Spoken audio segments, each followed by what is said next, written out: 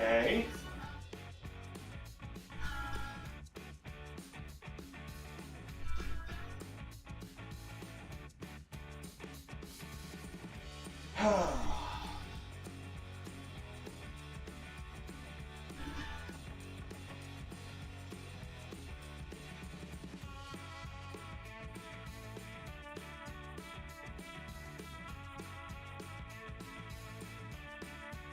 Okay.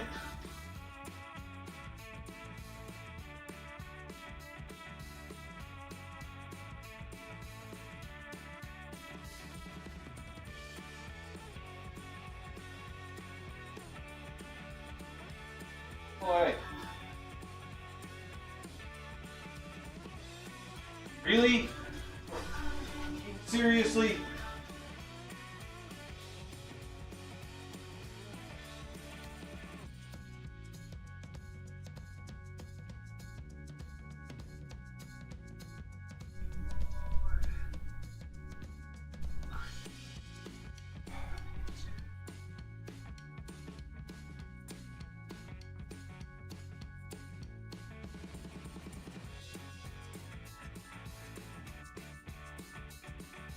Well, since apparently I haven't been streaming for the last 2 fucking hours.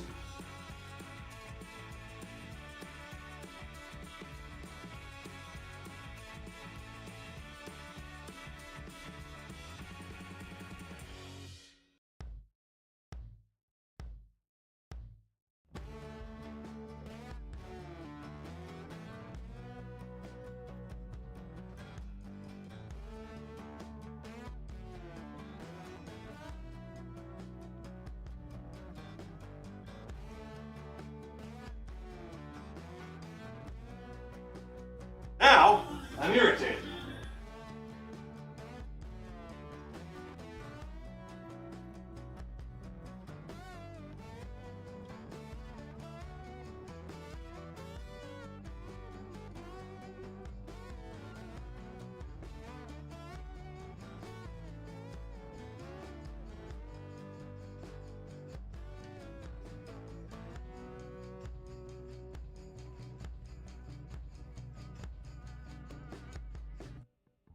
I don't care if it's higher than the recommended bitrate.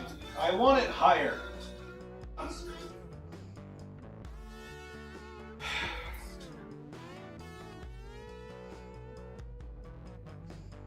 it? Yeah, so nearly 2 hours. So apparently, this entire thing wasn't even captured. Just fantastic. Well, welcome back. I've successfully replaced a freaking radiator.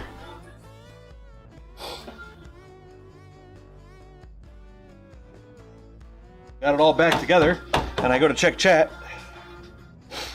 and I'm not streaming. OBS thinks it's streaming, but it's not connected to YouTube. I don't even know how that happens.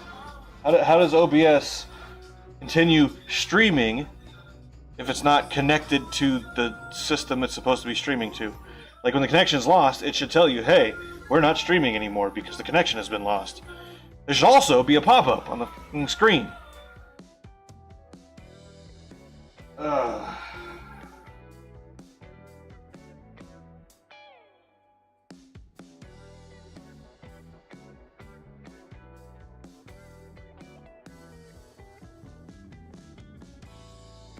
Frustrated grunt.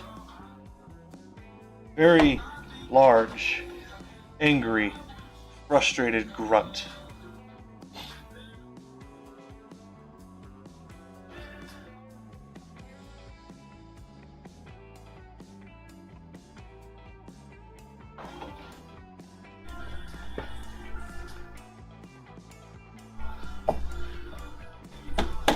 And of course, like I said in the beginning, I need to go to the store real quick. And I started the stream, knowing that I would have to leave. But the material that I wish to show or display, the thing that I wish to do, I wish to display, I should say. So, Mostly I started to back up, knowing I would have to leave. I wanted to make sure it would start and stay running.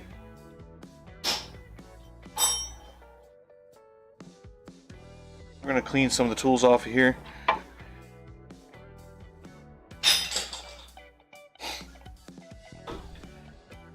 You guys didn't see any of that.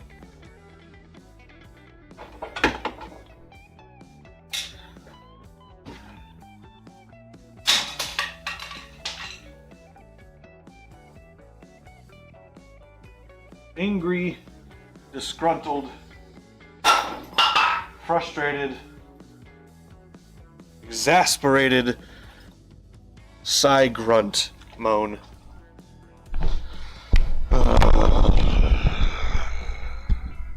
That's what that sounds like, by the way.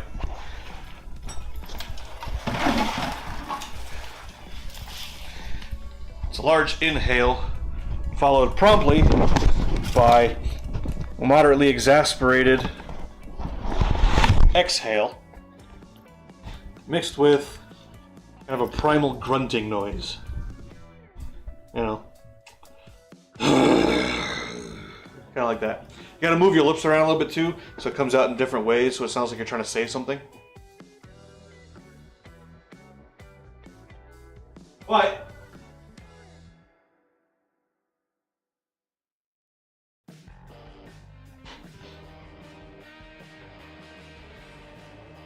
you do need to run and grab distilled water, like I said earlier, if it was even in the stream. Right around the corner. It'll only take a minute. I go wash my hands, grab the keys. We're gonna put that message up there. Go wash my hand and grab the keys.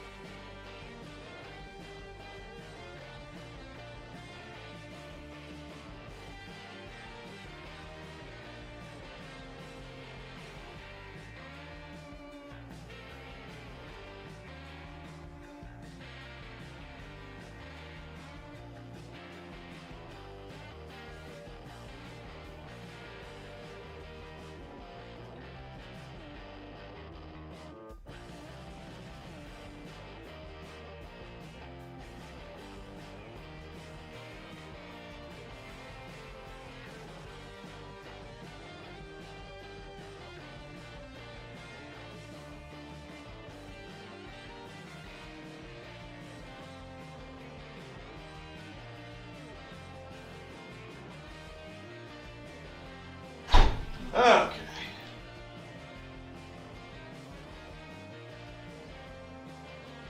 Go the keys.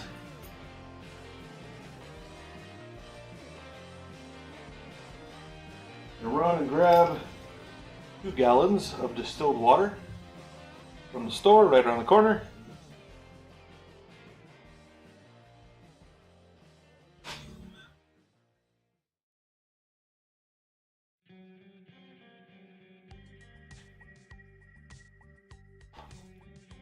I will be back in about 10 or 15 minutes.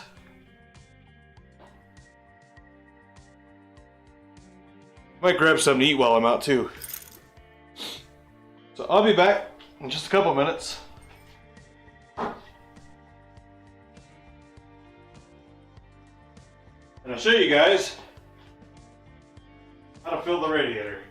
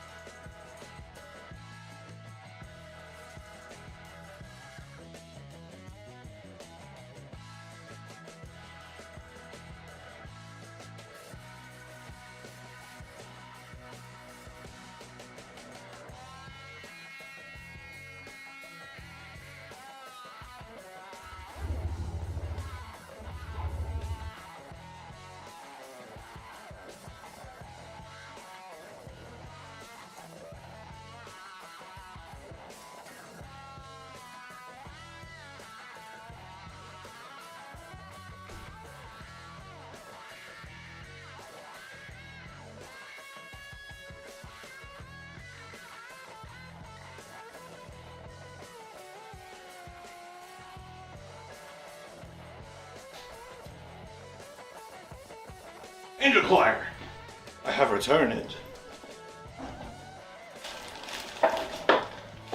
It is I, the returned. Kind of works.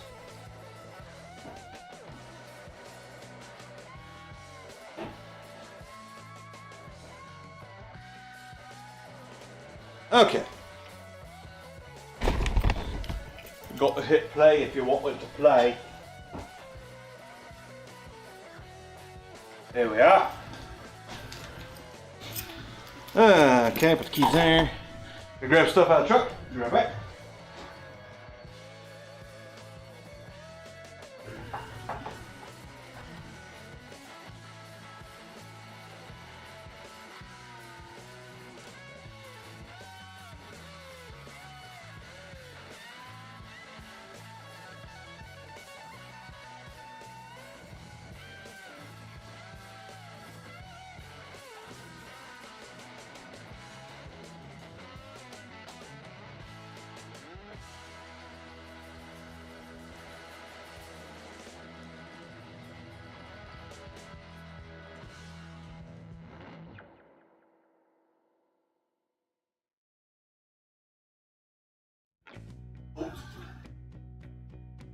I don't want to pay.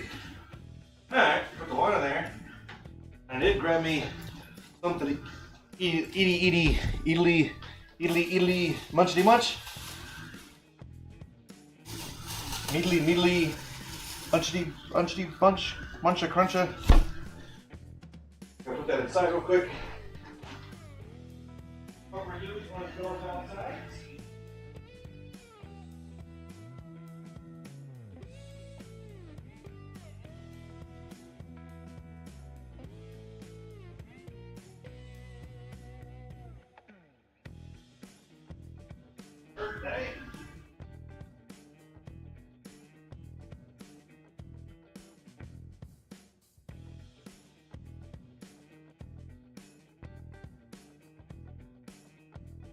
Alright, so what I'm going to do is I'm going to turn you guys. Well, I was going to turn you guys, but the cables are all blah blah blah blah. So maybe like that. Ah! Cables! Stop. Bring you up there. And this is how we'll do it right here. Right here. Cable. Please and thank you. I didn't lithium the hood latch yet. Because I got distracted. We can turn off the test drive. Am I sitting? I'm in frame! Huzzah! I mean, it's not a big deal to just come over here and like that a little bit. Now I'm slightly more in frame. Alright, rule of thirds, right? There's one right there, one right there, ish. So, hey. Hold on. There you go. Rule of thirds, I'm right on a convergence point. Receipts on the floor. I got my sandwich, which I'm gonna eat some amount of prior to filling that bad boy with coolant. I should have told him no tomatoes too. I forgot. It's okay. I got yummy yawns.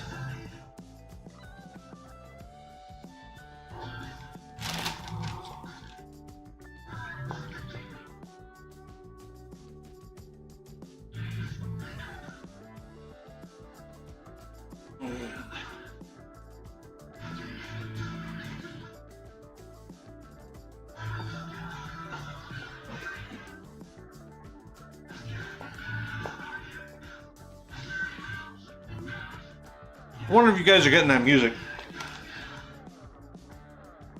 You should not be getting my background music. Kind of looks like you are.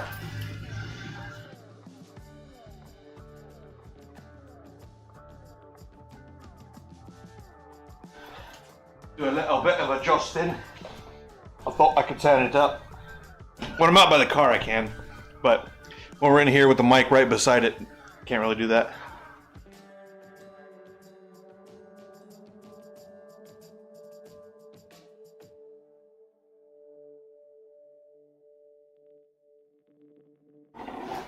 Howdy! I'm eating lunch right now. Great time for somebody to join. Hey, what's this stream? I don't know, so some asshole eating some food. I promise, there's more than just this. Probably.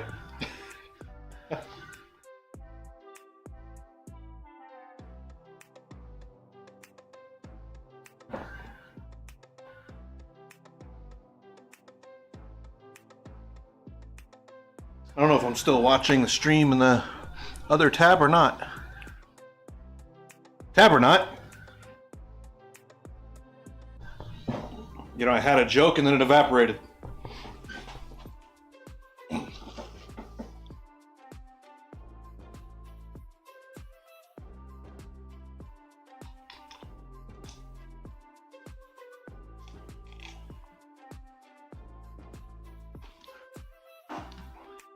There you go. You guys have a cup.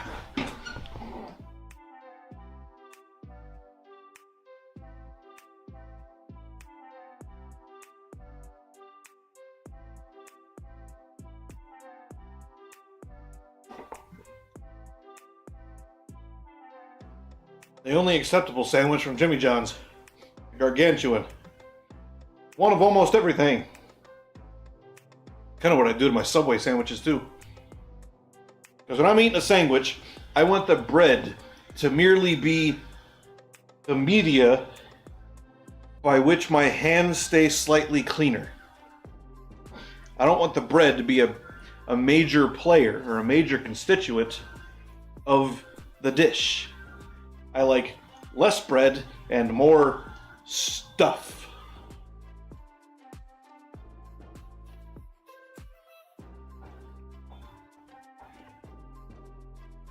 And by stuff, I mostly mean meat and cheese. It's like tomatoes, take them or leave them. Lettuce, take it or leave it. That's Mr. Neighbor Man, I think.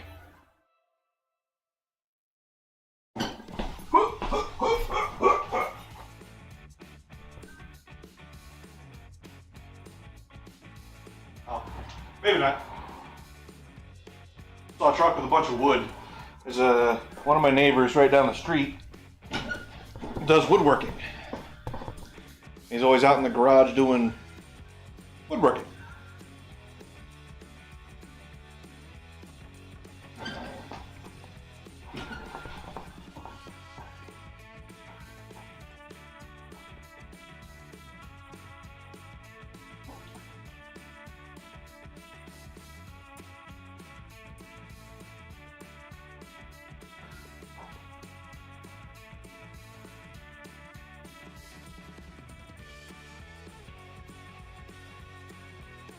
Whoa! The hell was that?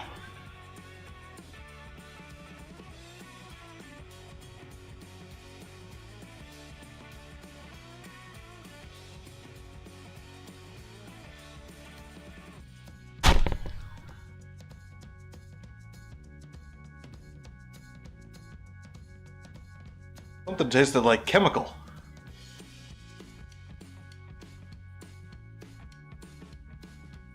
I have a sneaking suspicion it was the tomato. Well, let's continue and find out. Would you quit dripping all over the damn place?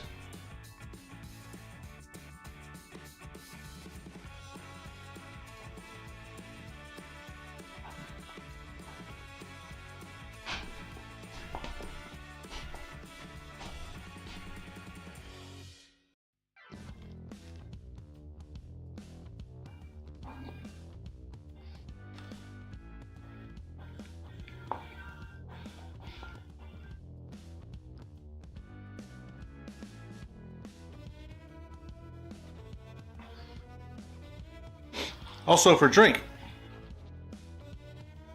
20 to 30% lemonade, the remainder Sprite.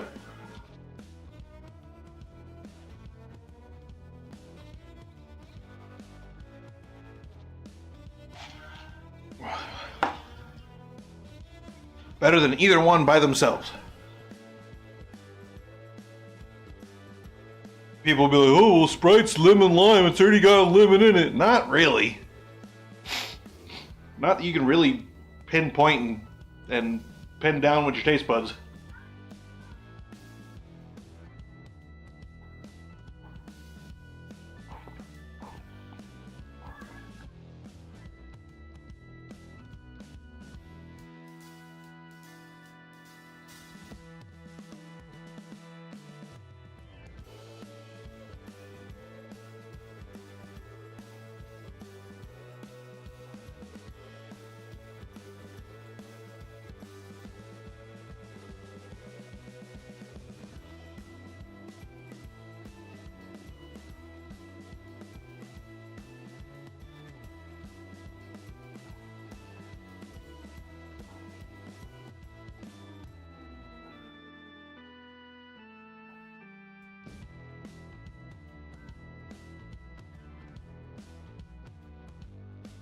Wonder if I should move to an electric water pump on the Civic.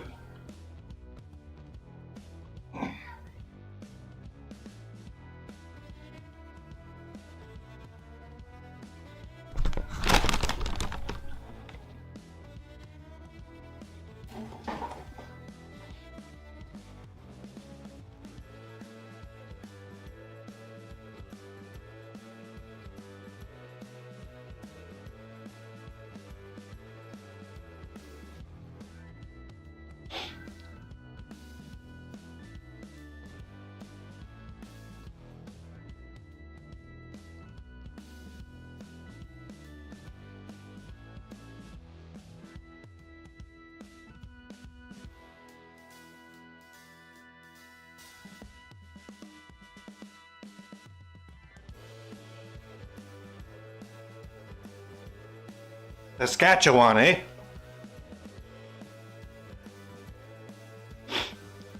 My buddy, who lives in Hawaii, is taking a trip to Canada.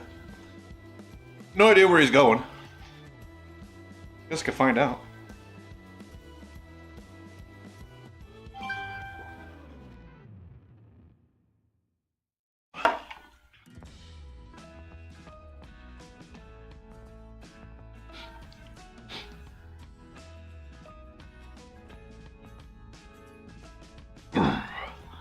Okay, so it goes,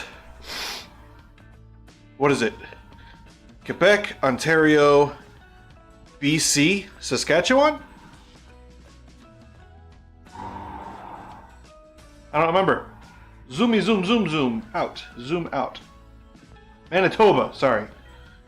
Manitoba. I always forget Newfoundland on the edge there.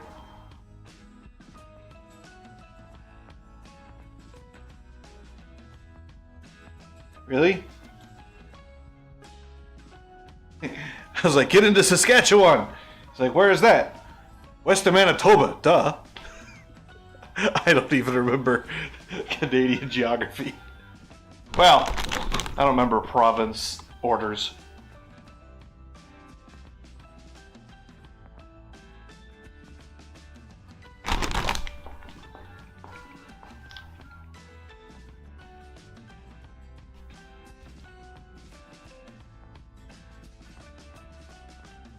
But it's east of Yukon. Do we do the same with Yukon that we do with like Ukraine, where we say the Yukon, the Ukraine?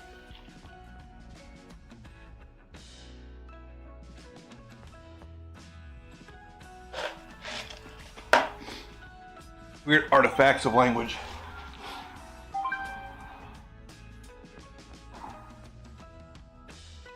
What?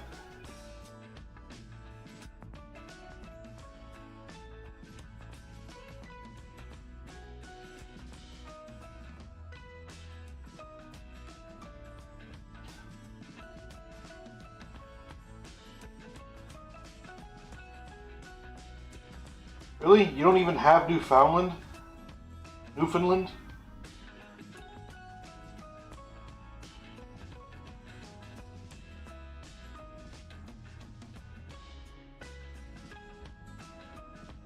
Quebec? Thank you.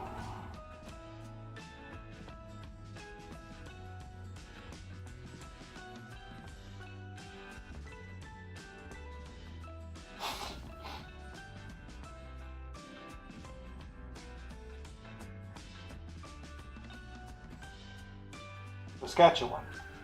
Newfoundland, Quebec, Ontario, Manitoba, Saskatchewan. I always remember Quebec, Ontario, and I remember Saskatchewan is somewhere west of Ontario, along with BC.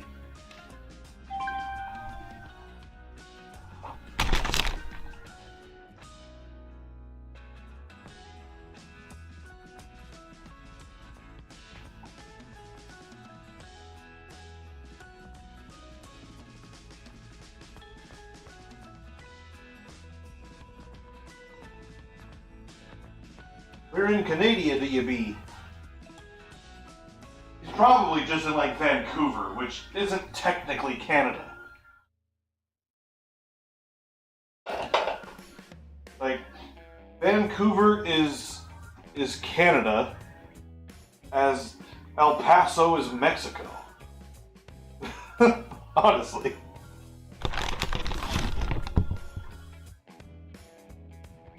Is there a town in Mexico called El Paso? Yes. Where does most of the town sit? In the US. Is there a town in Canada called Vancouver? Sure. Where do most of the people end up considering when you think of Vancouver? Seattle, right?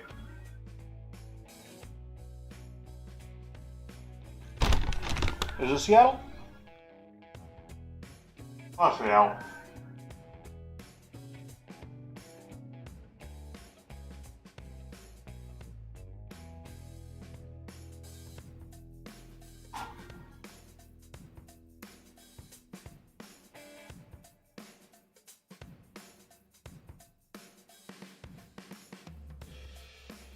Go back and look at the map.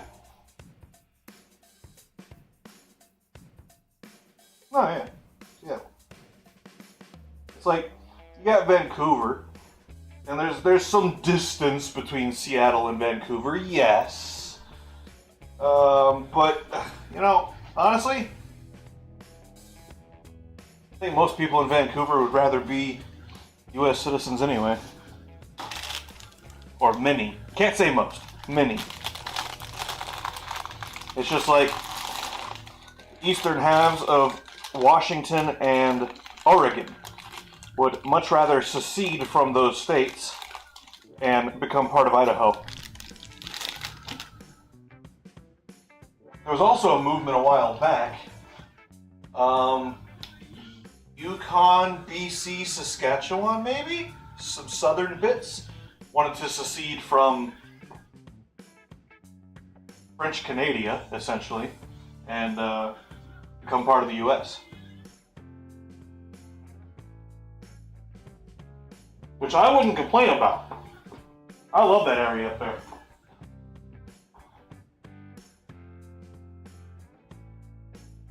If it weren't for communism, I'd go across the border all the time.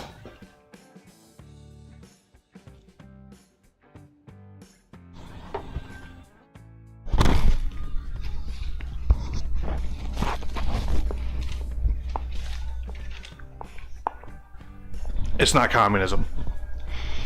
It's authoritarianism. If it weren't for the authoritarianism of both sides, honestly.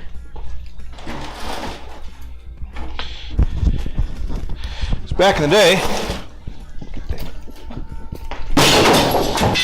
Thank you. Back in the day,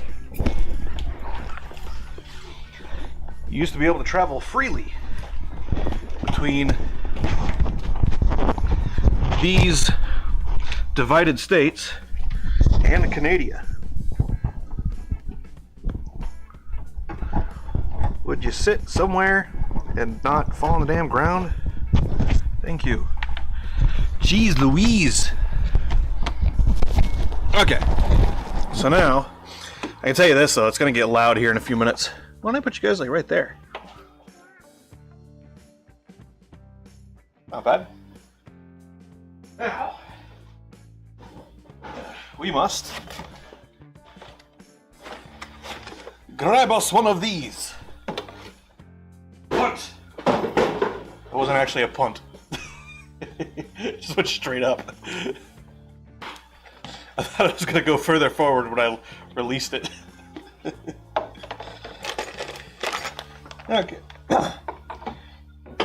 Okay. That goes over there. Is this a zippity lock? Yeah. Okay, we need to find the right rickety bracket and the right dippity adapter. Perhaps that one.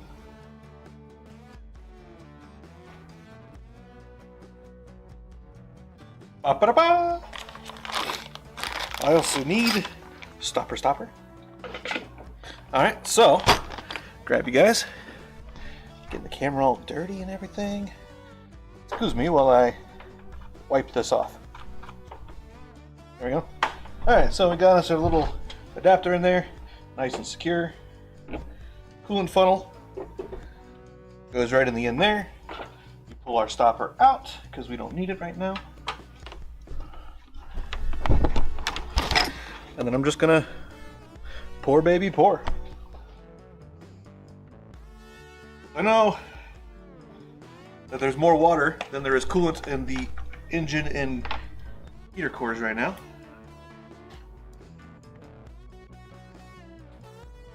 We're just gonna start by dumping a full gallon of coolant in.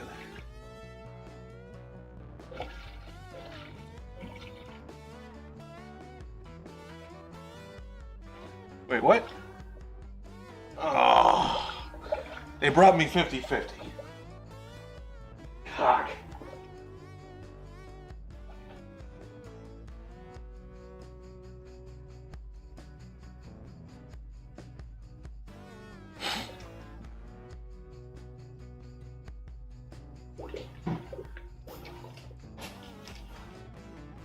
Oh, where is there?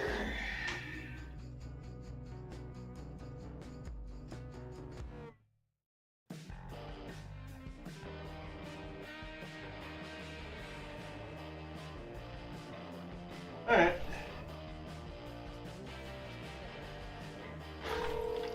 Let's give him a ring-a-roo.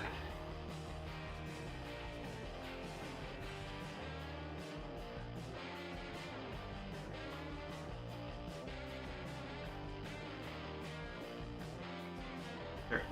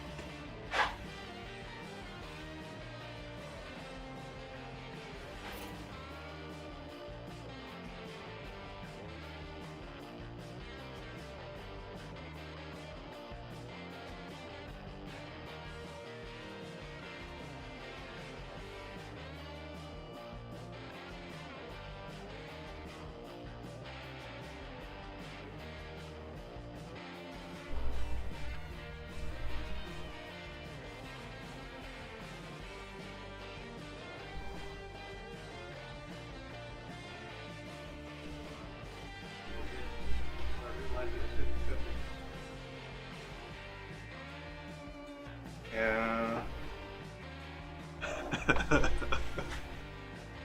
The other one is still unopened, so I've got one we can return. Okay, so I need to get you.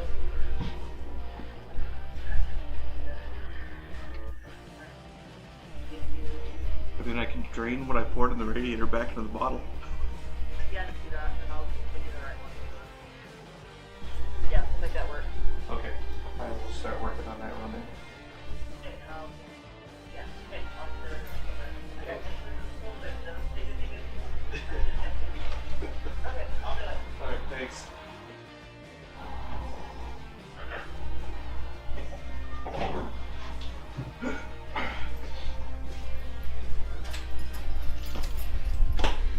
So somebody made a boo-boo.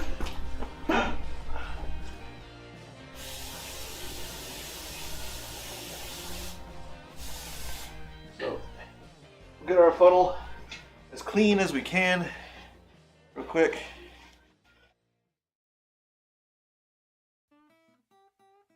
We'll try to, we're gonna drain a little bit. It's about a little bit less than half a gallon. And drain this guy.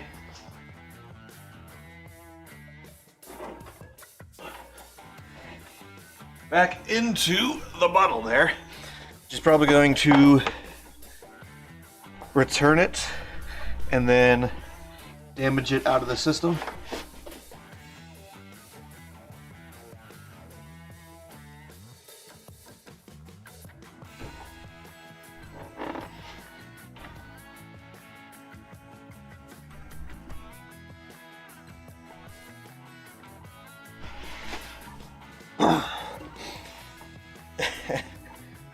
Somebody grab the 50-50.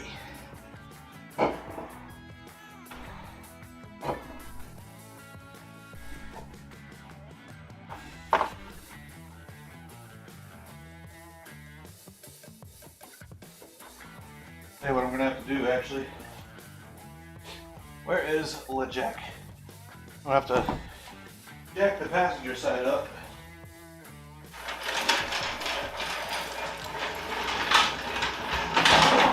Radiator, I don't want you on the jack.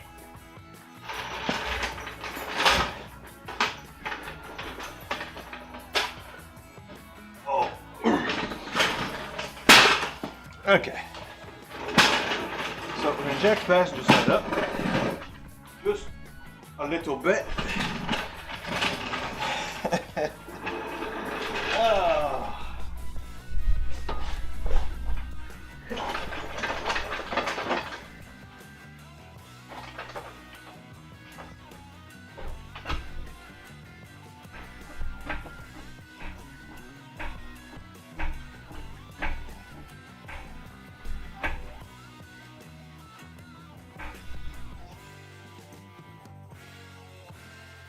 Try to get as much of that stuff drippity drain out of the radiator as we possibly can.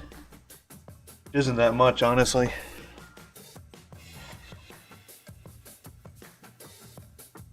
Yeah, there's still a quart that's not coming out of there. A little bit more height, maybe.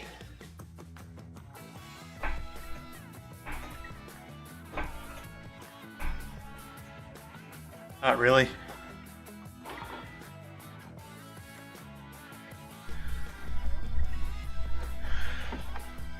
I mean, it's still going, but it's very, very slow.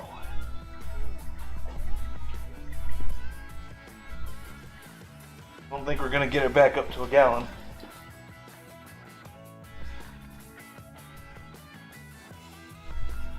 I think about 3 quarts is where it's gonna end.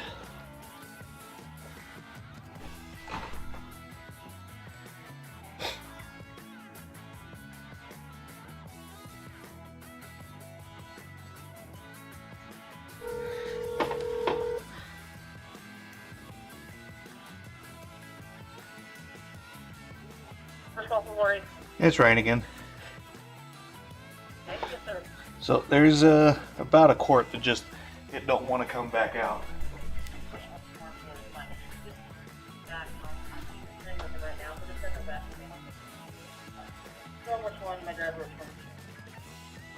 I'll write a little note on it. Thank you. At the end of the day, you know, when somebody screws up, something happens, somebody's got to eat it, right? Somebody's got to eat that cost. Granted, a bottle of coolant, not that big a deal.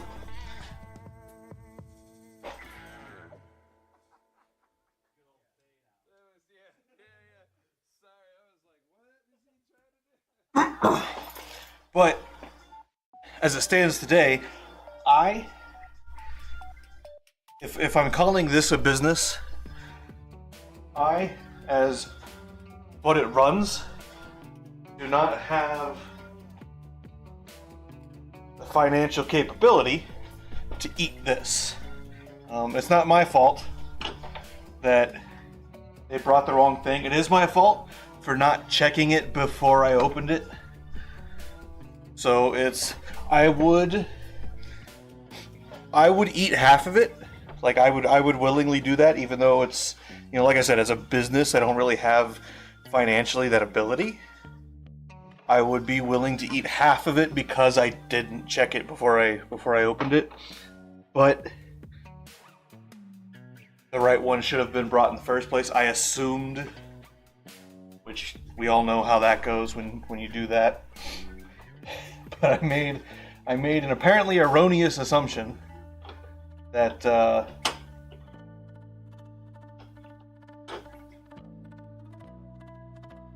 correct parts had been provided. Radiator was right.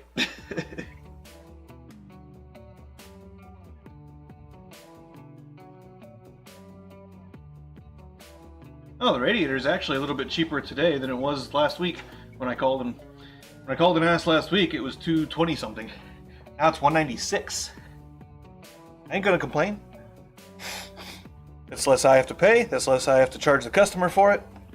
Which at this point, I'm not doing markup. I will charge the customer what it says on the invoice, plus tax. Oh, my freaking hip hurts. Why does my hip hurt?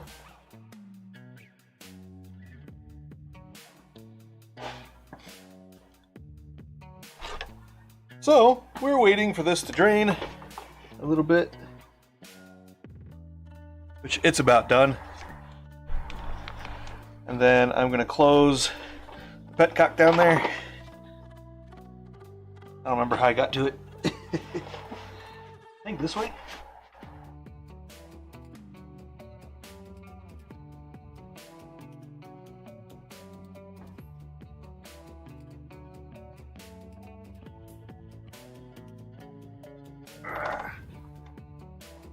Ow.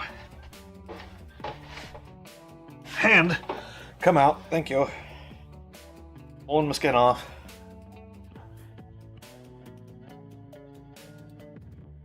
I mean, and half cord back. I've got 3.5 quarts in this guy. But there is debris in there, so you definitely don't want to sell this to somebody else. But she's going to warranty it out for me and replace the unopened one. He should be here in just a moment. And I know better. I do. I should have checked. Always, always, always check your parts. If it's a part in a box, especially if it's like a non-returnable part or non-refundable part, definitely check in the box first. I don't know that I'm pretty sure I mentioned it when I had this thing here the last time.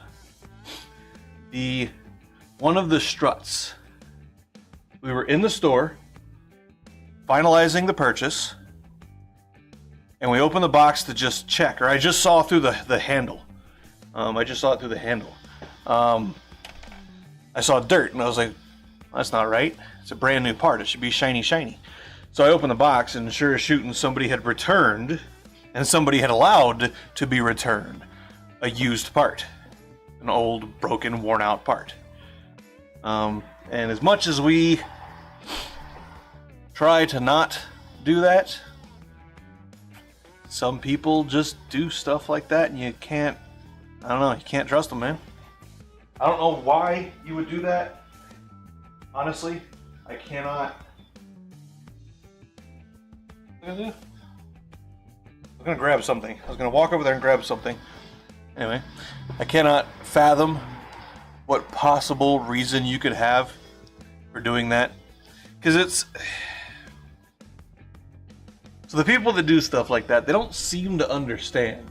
Like, why is this thing expensive?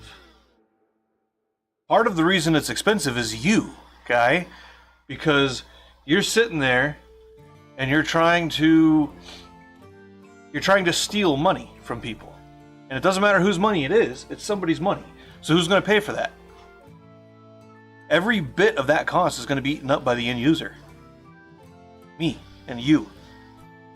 Him and her.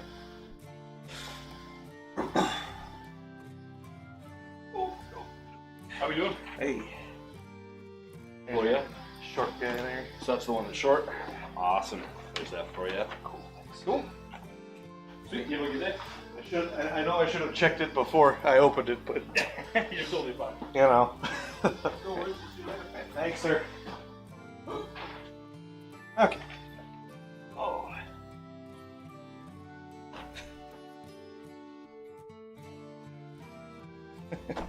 There we go. Non 50/50. Sorry? Talking to the stream. Sorry.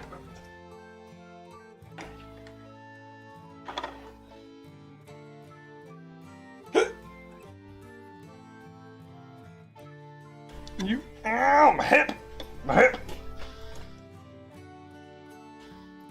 What the hell's wrong with my hip?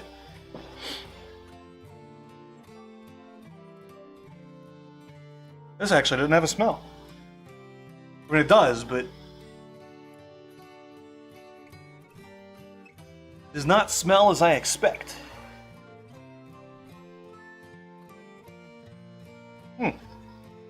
Okay. Now we put the coolant in.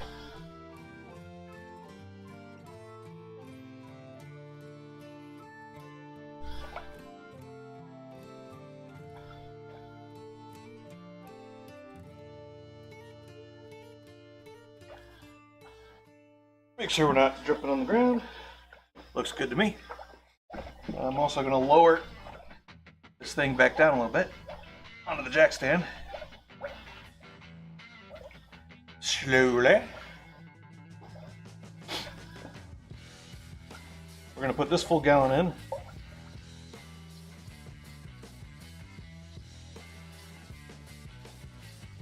Glug, glug, glug, glug, glug. I can hear the air moving through the whole system. That's why I like this thing. It's a little bit slower doing these initial fills, but still does the thing. And it's helpful for, wow, those are big glugs. I can feel it in my hand. In the El Bracketo.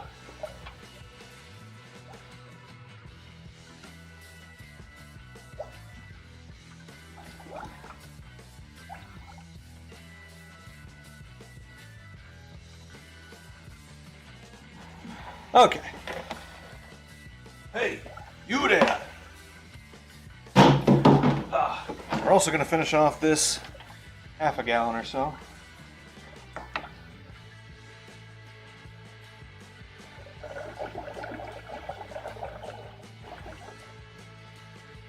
Of distilled agua.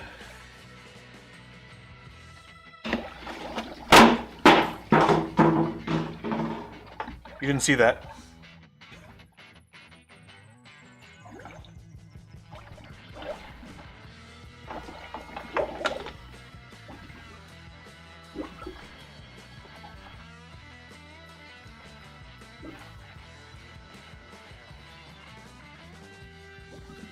You can hear water in the radiator, in the heater core, in the engine block. Probably not the blocks, probably the heads. You wouldn't hear the water moving through the engine block, it's too dense. But we got that. And to make it 50-50, I'm not going to do exactly half.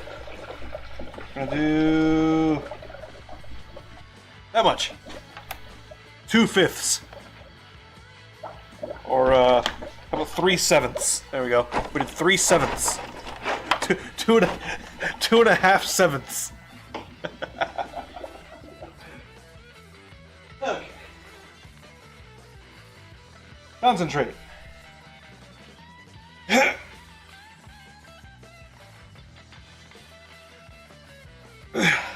Is that long enough? It doesn't say. It doesn't tell me how long to concentrate for. just says to concentrate. Right there. It says concentrate. Wrong kind of concentrate, you say?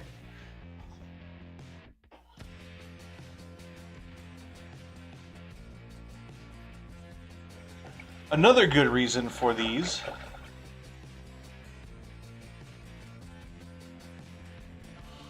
funnels is it actually does make mixing a little bit easier, which you run the engine, it's going to mix regardless. But you can pour it in there, and you can pour some water in. Mixed. Now it's going in pre-mixed. Haha! I'm just going to sit here, kind of till it stops bubbling, honestly. Hopefully that puts it about halfway.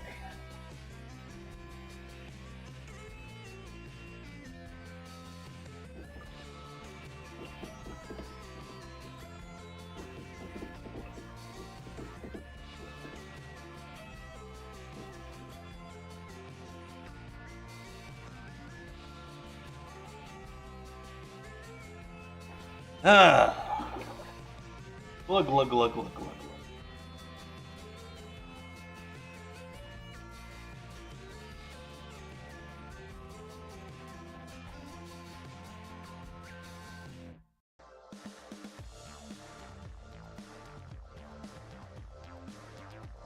Alright, well, it has sort of somewhat kind of stopped bubbling.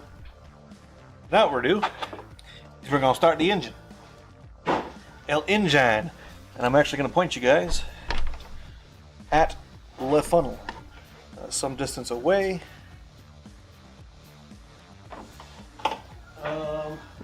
That's a great shot. That's not a bad shot at all, actually. Yeah. And when we bleed the system, we turn on low fan, full heat. Open up any valves there might be. I don't think this guy has a valve. Many vehicles have a valve on the heater core to stop hot coolant flowing into the cabin, putting heat in the cabin unnecessarily when it's not in the hot position. Because why do you need to deal with that thermal energy if you're trying to cool the inside of the cabin like you're using the AC? Why would you be running hot coolant through the cabin? That's just dumb. I don't think this has a valve.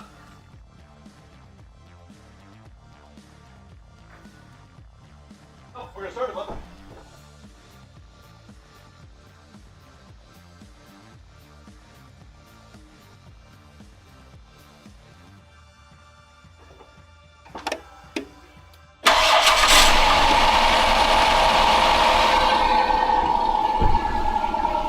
Doing so, we will get some more bubbles.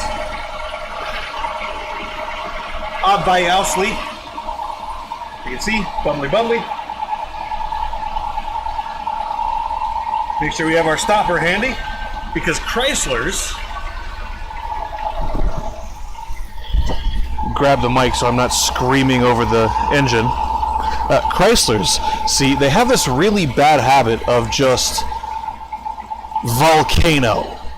You'll be sitting here waiting for your coolant to burp out, to bleed out all the air, and at some point it'll just whoosh, 6 foot high in the air, 8 foot high in the air, 27.32 feet high in the air, 14 meters.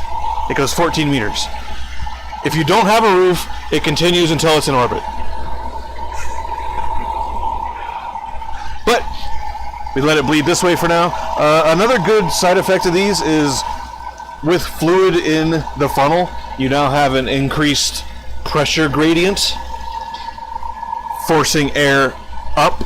You have more mass pushing the fluid down from above, increasing it's not much, but it is enough that it does make quite the difference actually when you're trying to bleed, especially Chrysler engines in particular.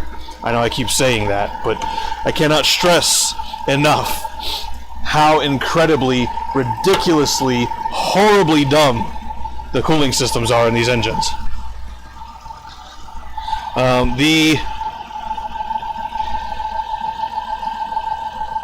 3537 that they stuck in the Intrepids, Sebrings, etc. That engine has a bleeder screw. It has a bleeder screw. Would you like to know where the bleeder screw is located? On the front of the engine. Right on the top of a housing. Easy to get to. Lower than the highest point of the cooling system. Which means you get liquid before you get all of the air out of the system. Cooling channels in the heads sit higher than the bleed valve on the 3537 Chrysler engines. It's dumb.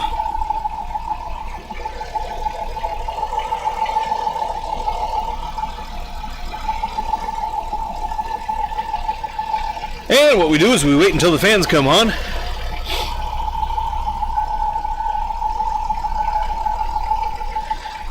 Which would mean that the thermostat has opened at some point prior to that.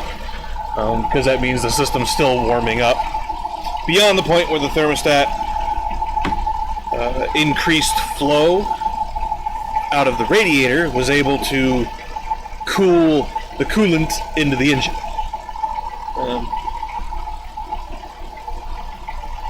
Glug, glug, glug. Don't ever do what I just did and look straight down into the funnel. Oh, this one floats. Warning!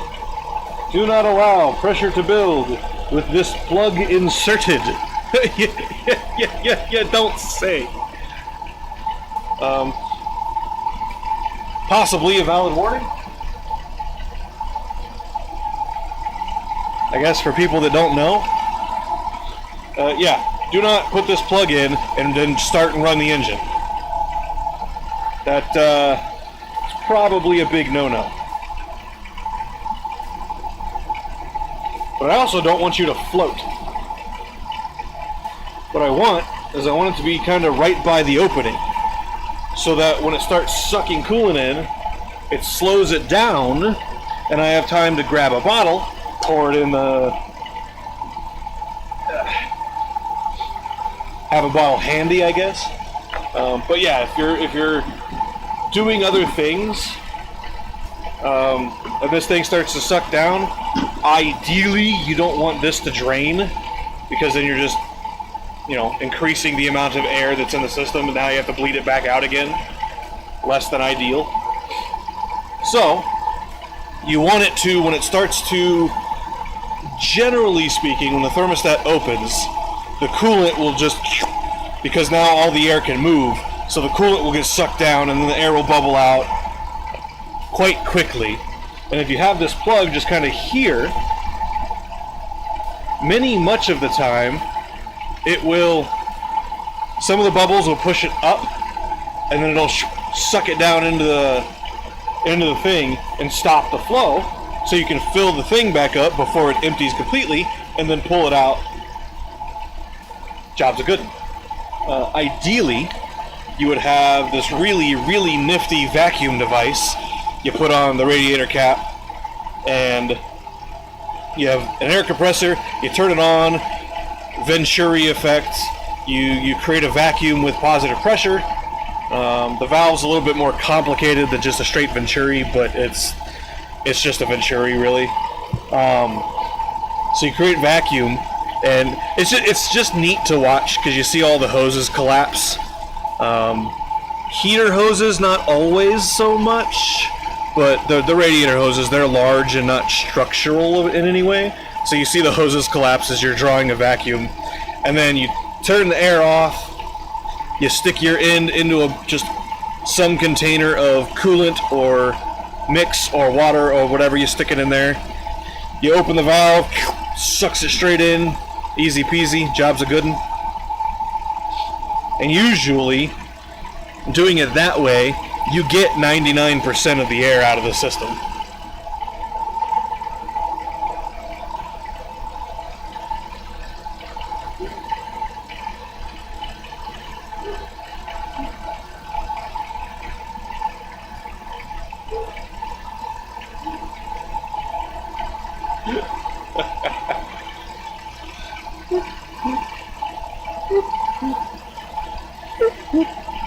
I can't do it from underneath, I'm sorry. But I guess I could, like...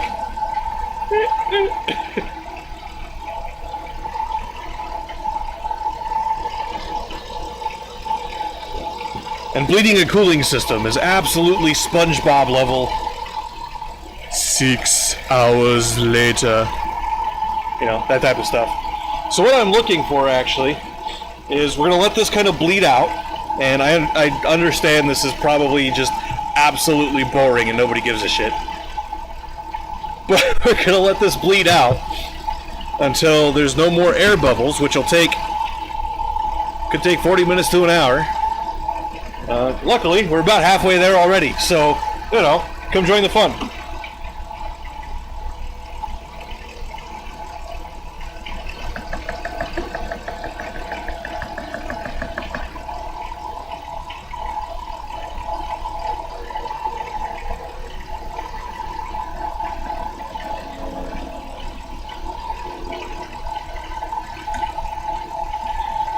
No reason to start it.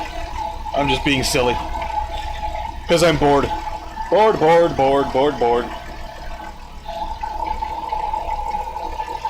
But we still got air bubbles.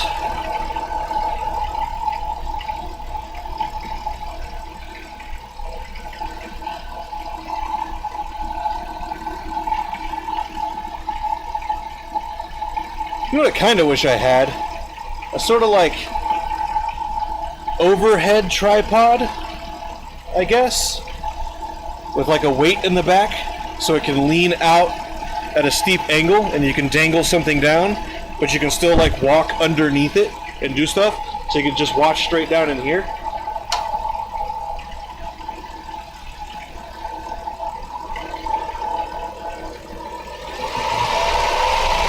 And sometimes, man, those lifters are loud. Sometimes a little bit of rev will help move things along. You're just increasing the heat load in the engine, right? So, sorry for the noise.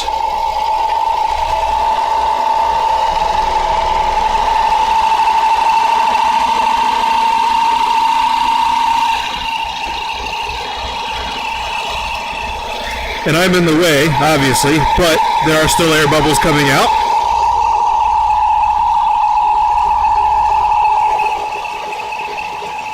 Which is good. We want to get all the air out. Air bad. Liquid good.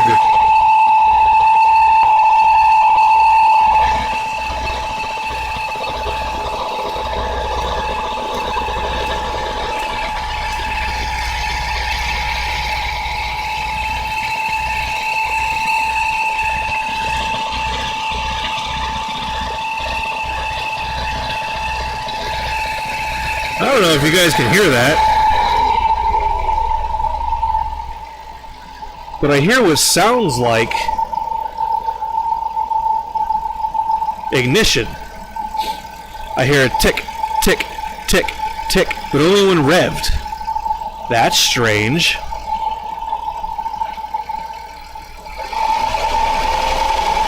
It's gotta be an emissions valve.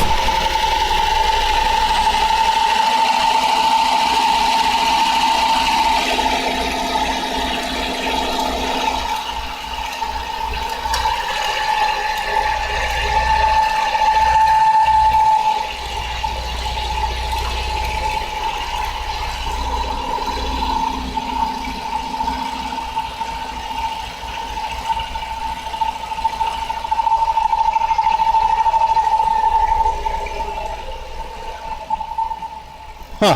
Strange. I'm gonna go grab my sandwich. You guys watch that for me. Let me know if something changes.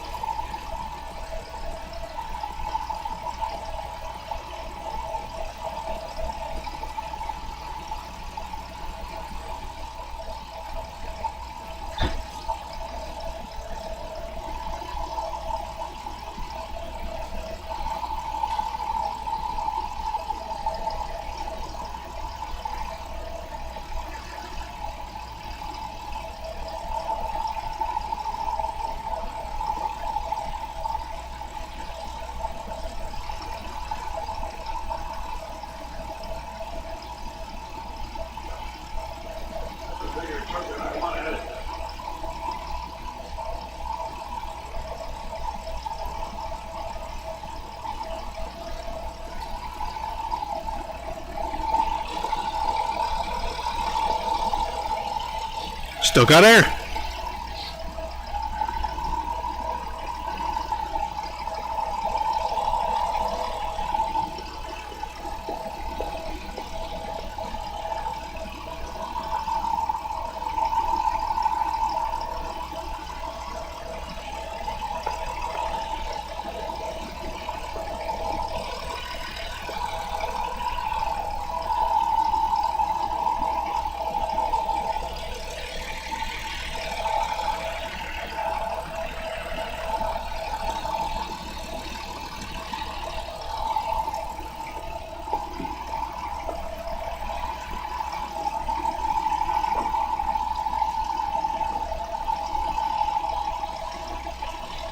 I'm going to check the heat inside.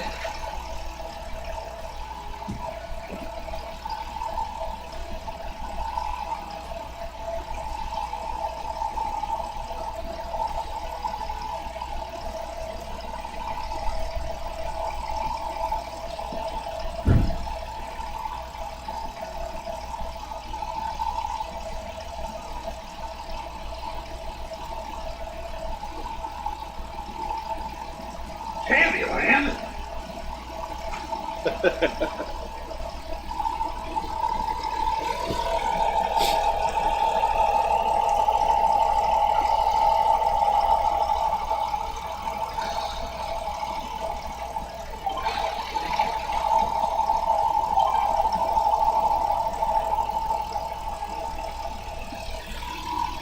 I know, I'm blocking your view. Because this is just riveting content.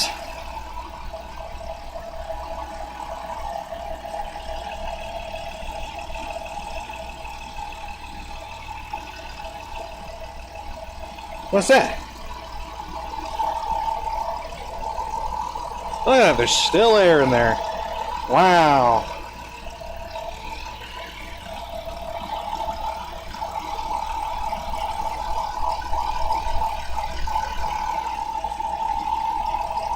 I can feel it in the hose and it's not coming out.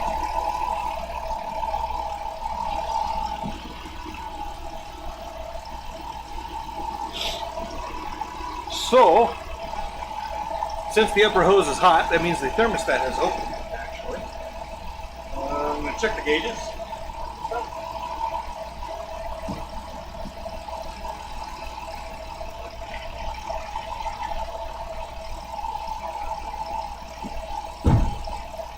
Maybe not, maybe not, maybe not. Maybe that's just conduction. The upper radiator hose is quite warm, though. Like, if the thermostat was closed, although,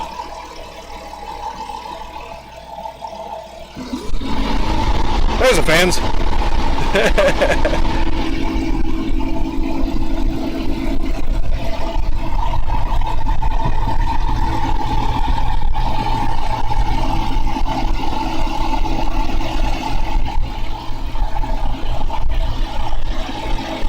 No, the upper radiator hose is cooling off.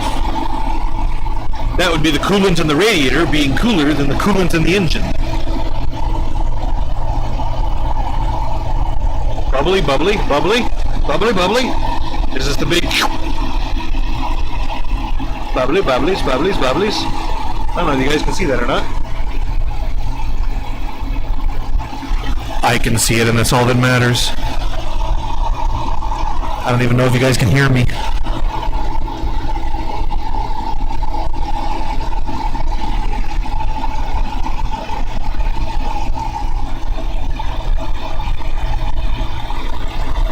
I generally expect about 50% of the time for this thing, when the fan comes on, thermostat opens sometime around the same time.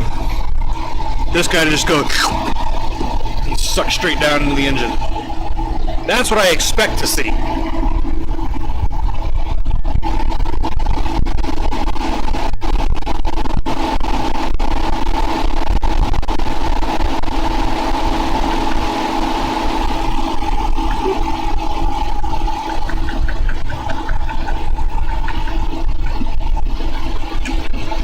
Just playing around again.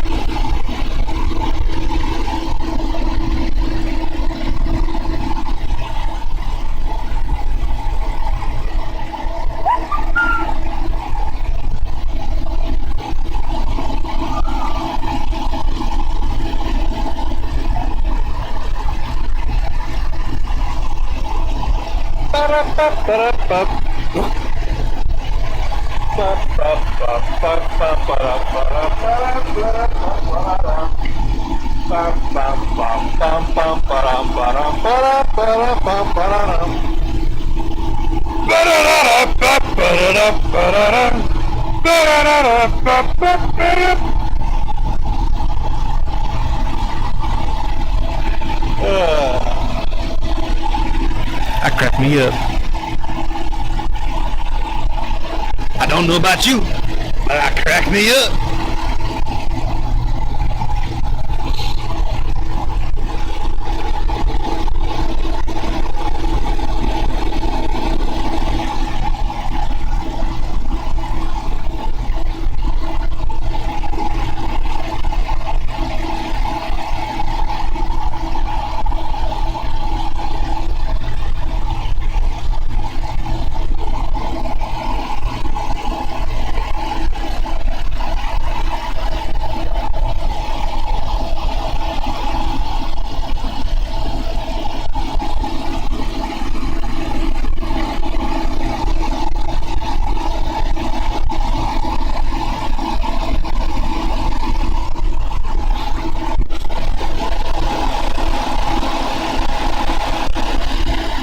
We have some debris and detritus.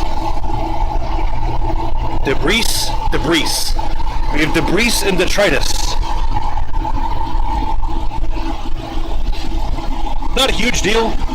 Cooling system is more about mass flow than it is about finite resolution of thermal inertias.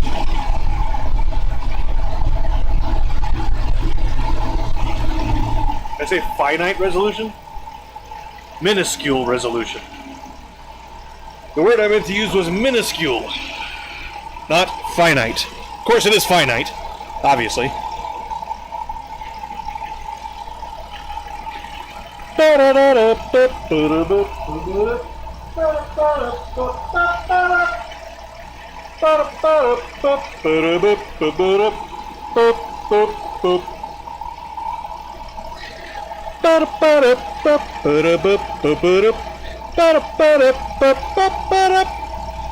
Alright, now comes the fun part. I say fun part. It's also another boring part.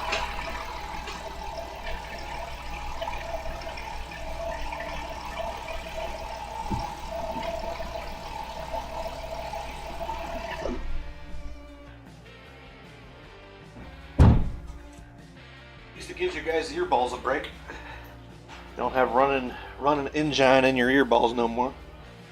And I don't have to scream at the microphone. But we shut the engine off and let things settle for just a minute. Still getting little tiny bubbles, but that's kind of the point of the overflow chamber. Speaking of, let us see if we cannot determine the status.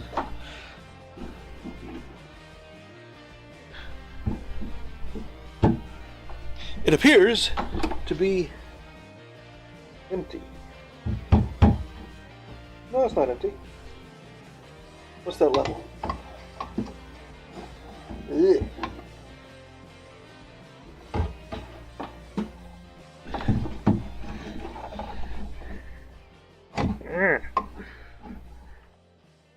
Pretty low, around the minimum line.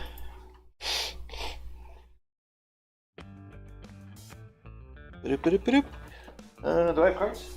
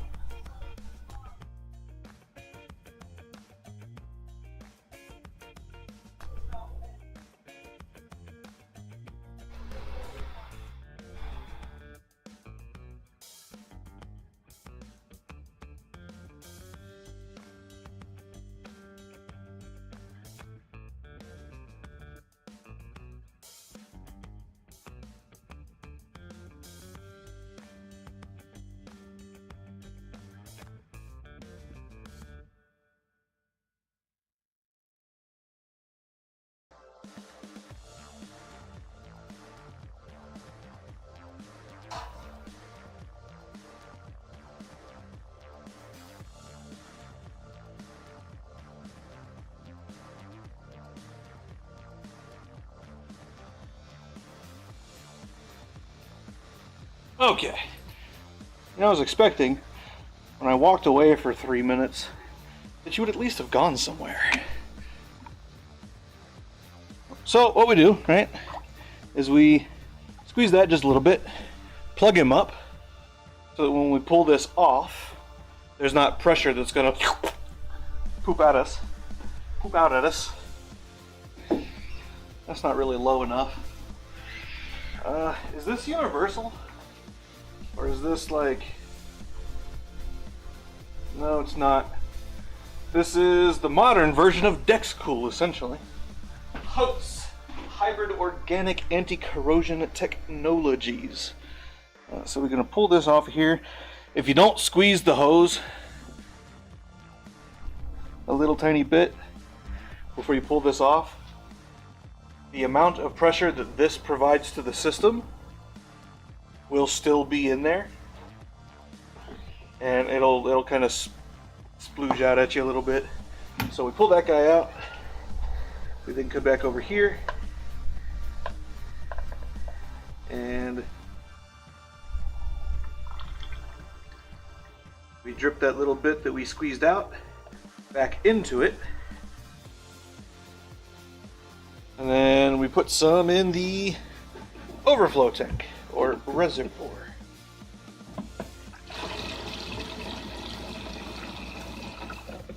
Bring it back up to maximum. And now it's low enough we can stick it in the bottle.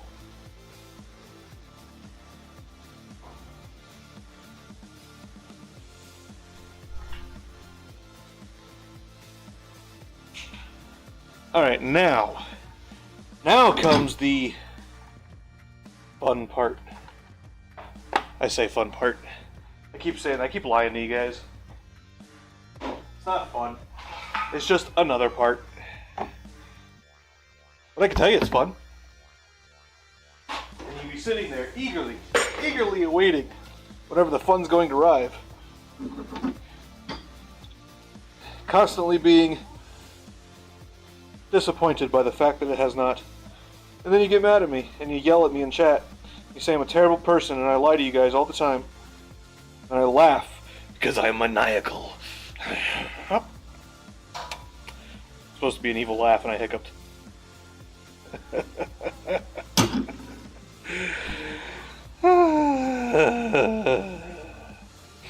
Okay, so what I want to do now, actually, is I want to do a pressure test of the system to verify. Of course, I did a pressure test last time, and it lied to me. It's okay. We'll do it again. Man, that's blown out. Okay. You don't need to see the background.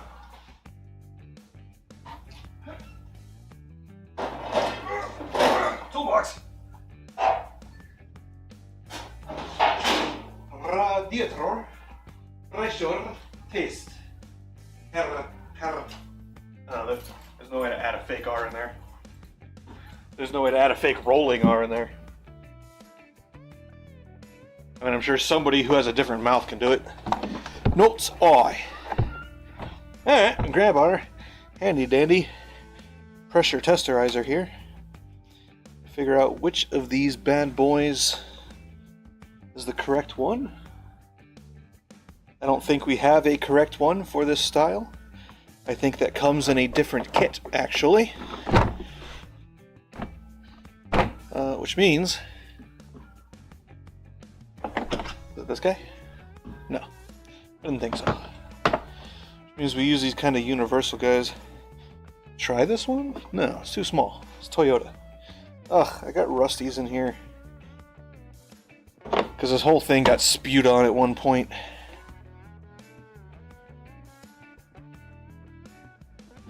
I wish they gave you all of the pieces. Which means we have to use this stupid thing. I great muchly dislike this thing.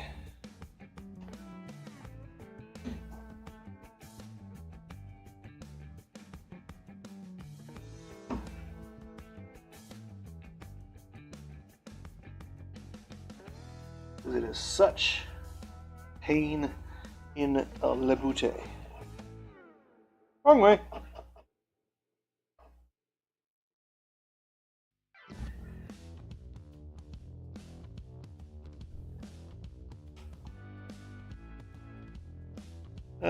Okay. We then get our handy dandy pressurizer. Quick connect.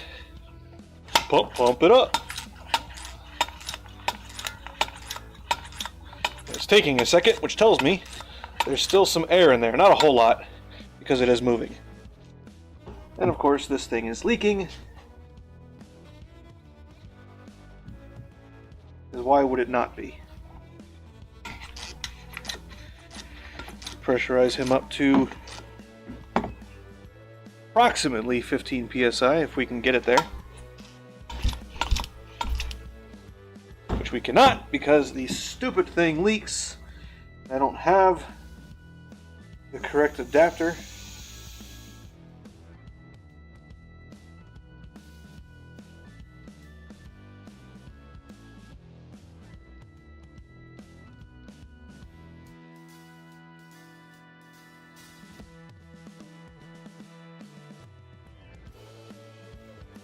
For whatever reason. I need to soak this thing in WD-40 or something. Okay, so we need to figure out... Granted, it's a Harbor Freight kit, so... I guess it kind of makes sense that not everything would be included.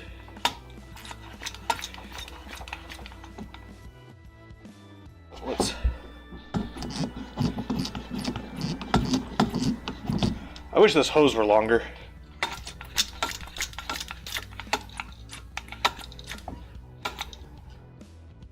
Alright, 15 PSI.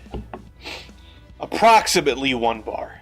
It's 1.1 is the cap rating. Well, cap rating is 16. 1.1 bar.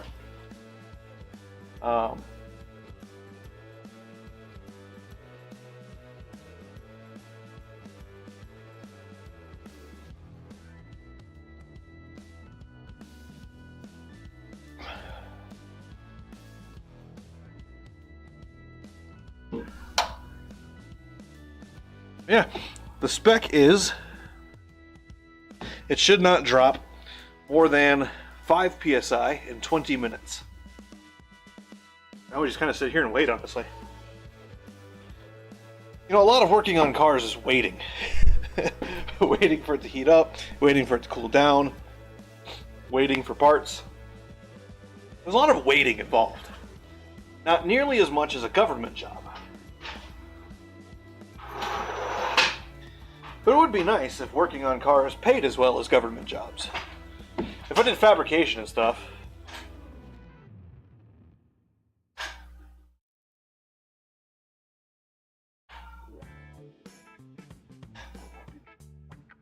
Probably. This exhaust pipe is kind of a pain in the butt.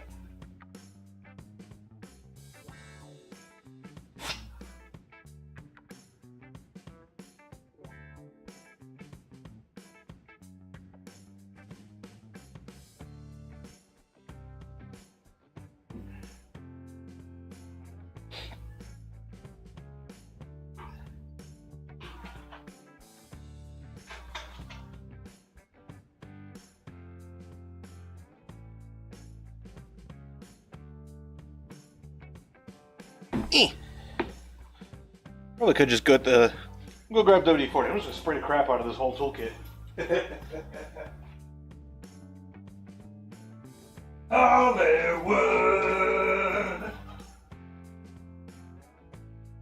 Well, I had 2 cans of Panther Piss around here somewhere. I only see the one.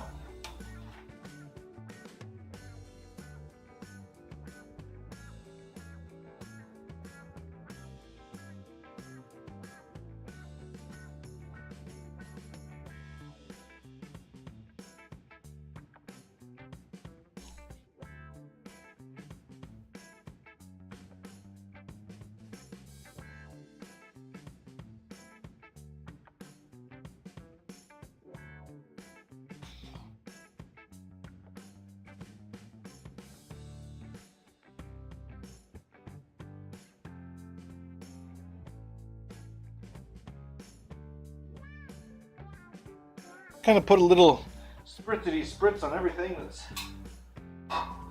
got iron in it. Probably do it on the seals too. Probably wouldn't be a bad idea. But they're fine. Where are we at? 14.95.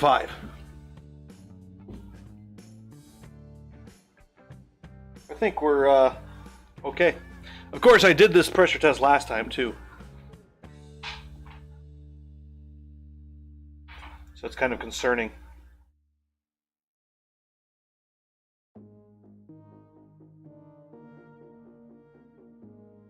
Also, I'm going to perform a block test.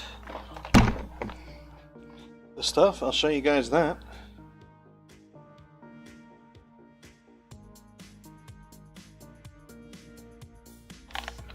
Wait. Oh, they don't give you a... Fucking idiots. It's supposed to have a little bulb inside, so you can...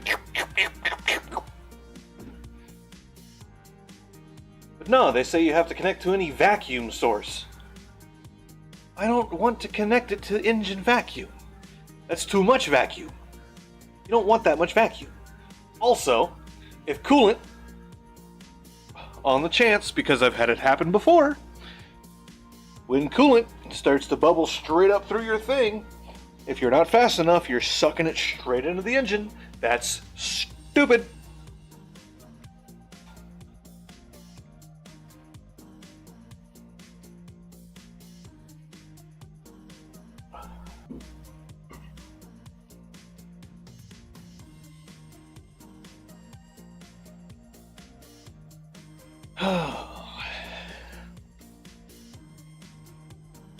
.7 psi drop, which I can almost guarantee is through this stupid seal.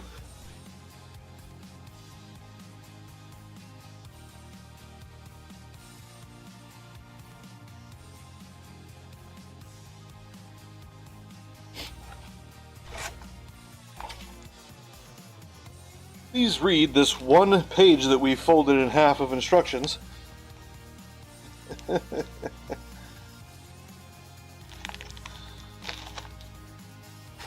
No thanks. Do not open a warm radiator. Psh! Tell me what to do. You can't tell me how to live my life. If I want to get second-degree burns, damn it, I'm going to get my own second-degree burns. They're my burns. I earned them. I deserve those burns.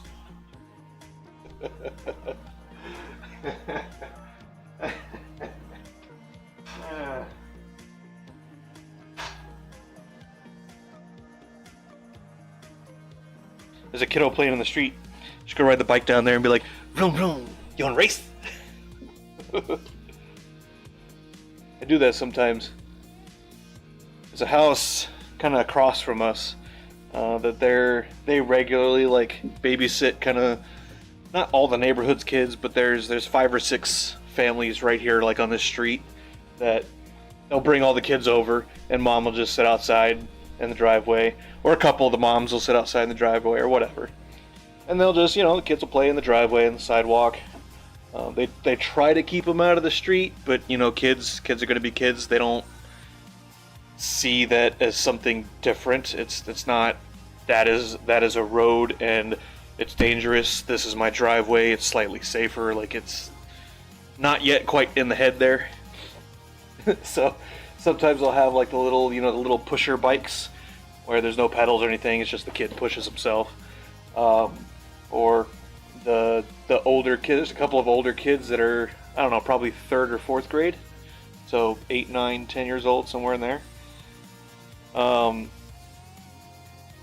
They have bikes, regular bikes. They'll be playing with the little kids over there. They're all hanging out together. And so from time to time, I'll ride the bike down the street, and I slow down. I always slow down real slow. Every now and then, though, I'll ride past them, and I'll look at them, and I'll just vroom vroom. Just keep rolling on past. I think the kids like it. Every time they're outside and the moms see me, the moms are always, not gonna say happy to see me, but they wave and smile like, I don't know. Because they know, like, I'm not here to hurt people. I'm not here to make anything dangerous.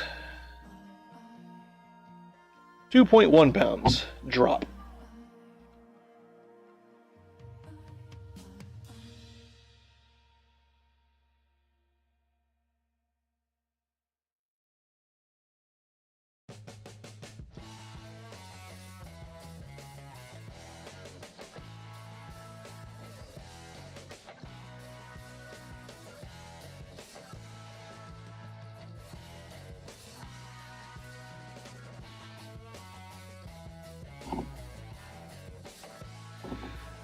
Yeah, it's not dropping crazy fast. See if we see any drips. Don't see no drips. I'm not on the ground anywhere. Where's that guy with the rim shot at when you need him?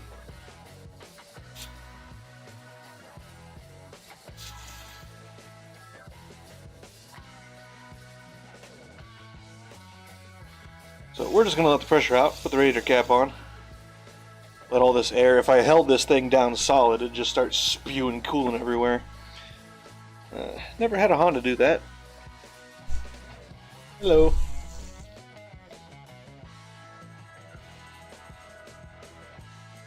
That seems equalized. We had one of these one time where you'd hit the release.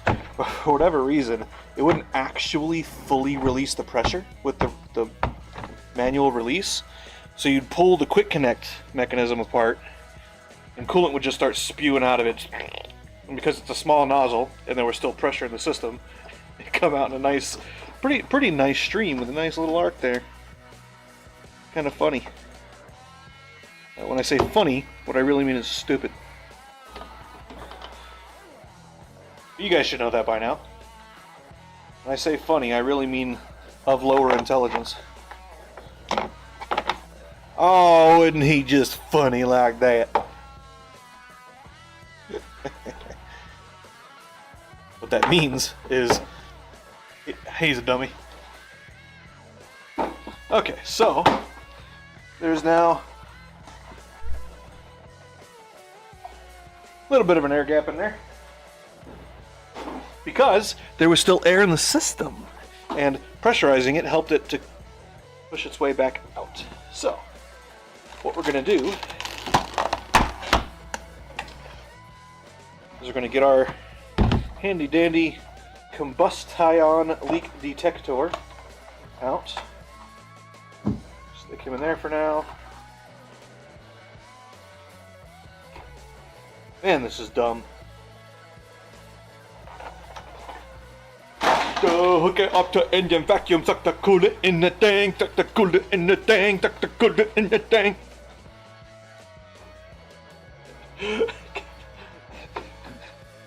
An asshole.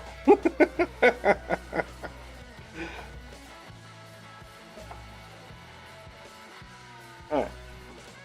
Now what I'm going to do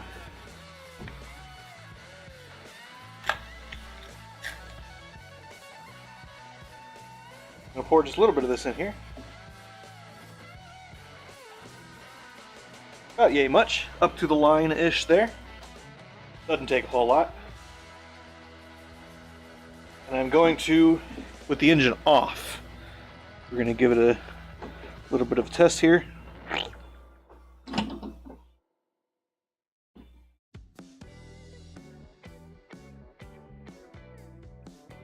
That's not sealed. Or you're not sealed.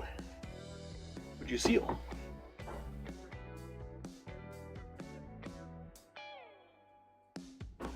Okay. That's weird. Screwdriver. Little fitting has air holes cut in it for whatever stupid reason. Seriously?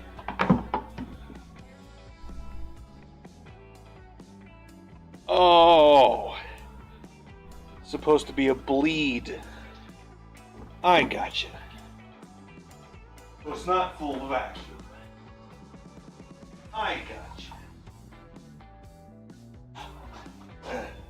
I don't want that one though.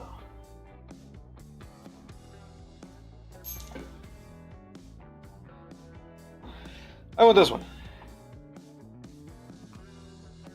There we go. This one does not have a bleed. This one will allow me to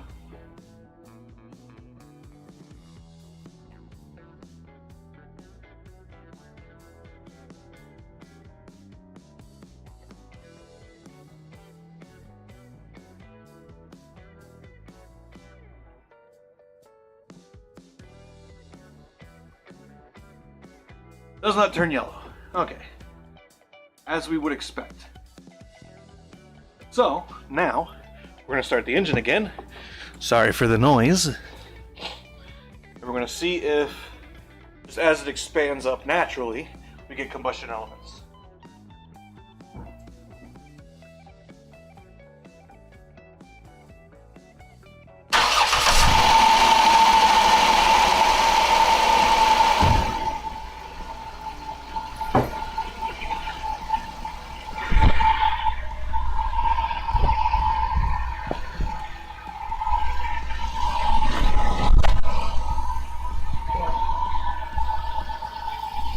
Because as it warms up, the coolant that is in the system will expand and force the air that is in the system out through the one-way valve at the bottom of this guy. And if we're getting combustion elements in there, that fluid should turn yellow. Now it'll also turn yellow if the coolant expands enough to force its way into the tube, because the coolant is yellow. So we gotta keep an eye on that.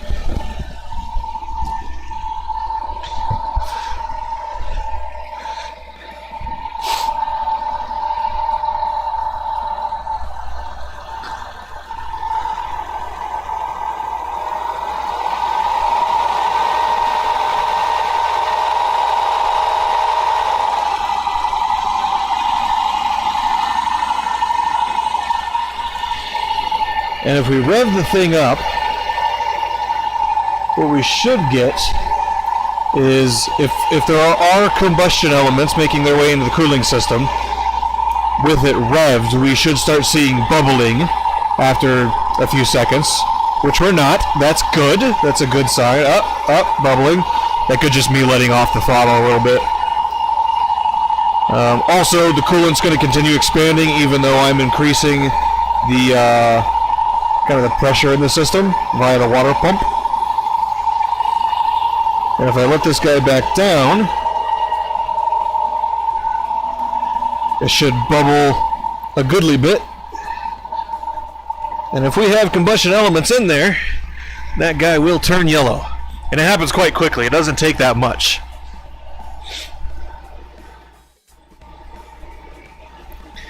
But it looks blue. I don't see it changing colors at all, which is good. That's what we want. We do not want it to be yellow, because yellow means we have to do head gasket. That's a 7-hour job, and it's going to be close to $1,000 in parts and labor to replace the head gaskets on this thing. After the machine shop and all the gaskets that you need to replace when you're doing that, etc., etc., etc.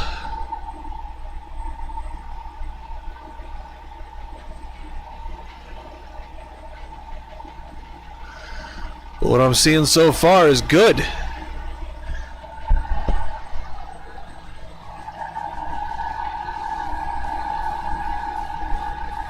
Oh, got coolant. I went too far. Just a teensy-tiny amount though, but that is still blue. That is blue. There is no yellow in there. That is good. So what I want to do then is I want to drop this thing on the ground, and I want to go on a test drive.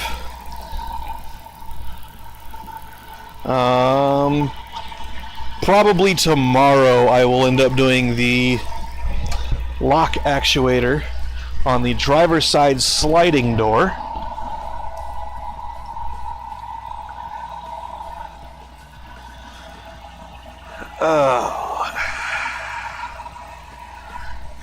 And I'm hoping that's, or yeah, the lock actuator. I'm hoping that's all the issue with the sliding doors is just the lock actuators are bad. Lori, my lady at the parts counter here locally, for Joe Riley's commercial, has informed me that the lock cylinder, the lock actuators on these vans' sliding doors is a very common failure point. Apparently she sells a lot of them. I think they even, they had one on the shelf. They just brought it right over this morning. So I've got it. I am not going to do it today, probably. Well, I don't know. What time is it? What time is it? What time is it? What time is it? What time is it? Should I do it today?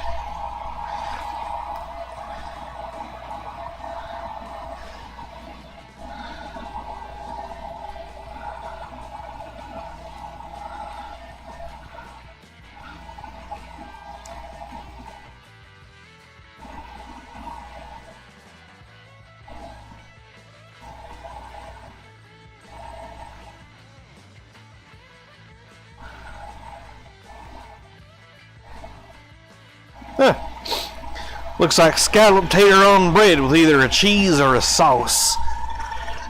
Okay, yeah, because I want to go on a test drive in this thing and see how it feels. I factually, I need to check.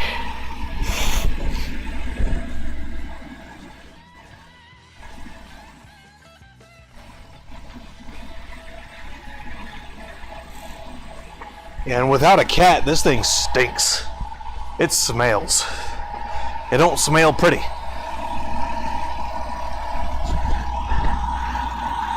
But I am happy that our initial testing for combustion elements has shown to be negative. That huge relief to me. I'm gonna empty this out into a little coolant bucket here.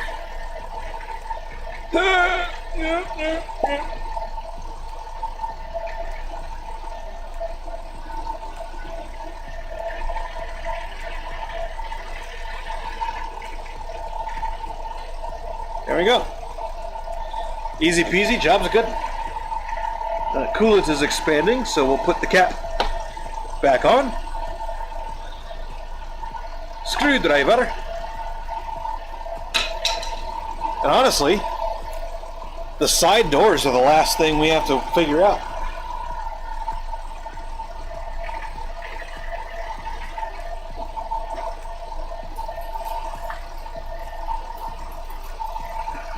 So, let me grab you guys. We'll pick you up, stick you on the whittly workbench over here. We'll have a little chat. Oh, I've got to walk around the bike. I've got to bring the cables around the bike. Everything's got to go around the bike. Oh, the bike's in the way. Oh, what a world. All right. Put you guys right there. Right there, just like that. And so we replaced the radiator after we got confirmation and approval from the customer to do so. Wrong hole. I do have this to put in, so we're gonna do that real quick. Teensy bit. I don't know how much.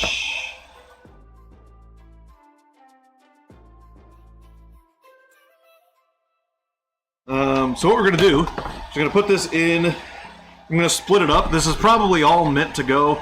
It doesn't say on the thing. It says services one vehicle, but it doesn't give you. Is it here?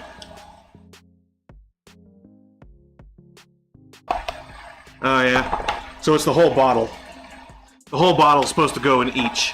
So if I'm doing the power steering and the transmission and the engine oil and I want to see where they are leaking, I should put one bottle each. Well, probably a quarter bottle for the power steering and then one bottle engine, one bottle transmission. I'm not going to do that.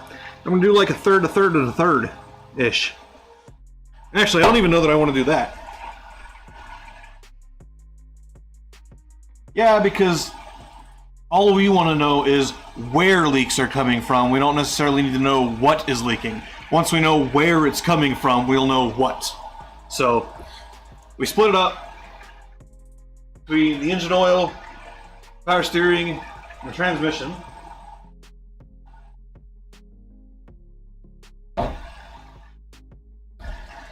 Then I'll let the thing down, put it on the ground, and I'll probably just go on a test drive, honestly. Which means we're probably going to be ending the stream here in just a minute.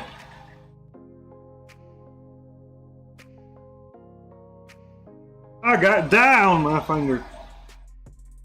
I thought I smelled something funny for a second. So it's cool that this stuff is red when you look at it in the bottle, but then when you mix it with oil and stuff, it's probably very UV bright in its current state. But when mixing it, it becomes UV lit. Awesome.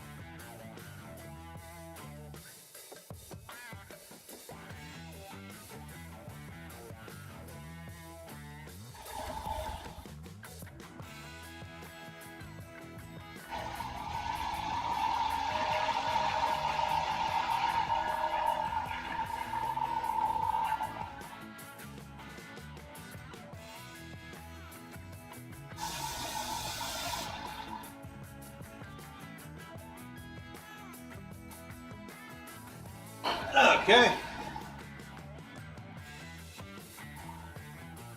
I'll let us drain the drip pan. We're gonna need 2 of these buckets. Barrel buckets. Barefoots. We'll say that out loud.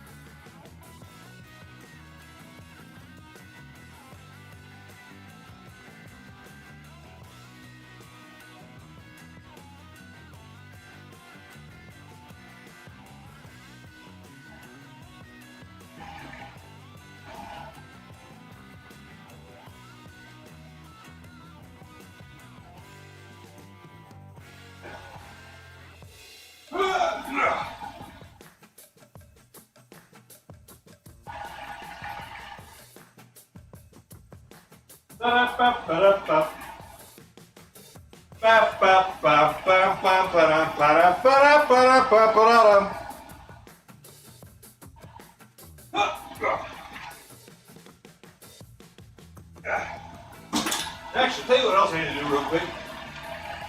Since it's kind of warm right now, the AC is not currently fully functional. There is an issue. Let's check that out.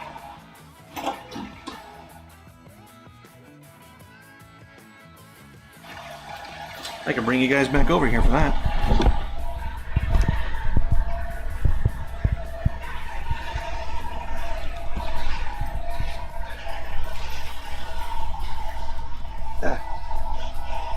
Cables go into hand. Thank you. And then I've got to clean the garage. It's a mess. Okay. Put you up there somewhere-ish. See, this is where a lapel mic would come in very handy, because it'd be attached to me. So how about a neckerchief mic? Okay, so what we want to do is wrap the mic so it doesn't fall. It's actually not bad. We need to find the access ports for the HVAC.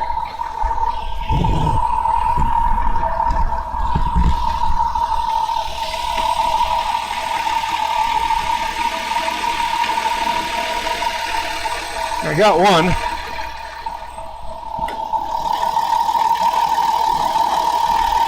Buried down here. I don't remember where the other one's at. Is that? I think it's the low side. I have a feeling that is the low side. It does go.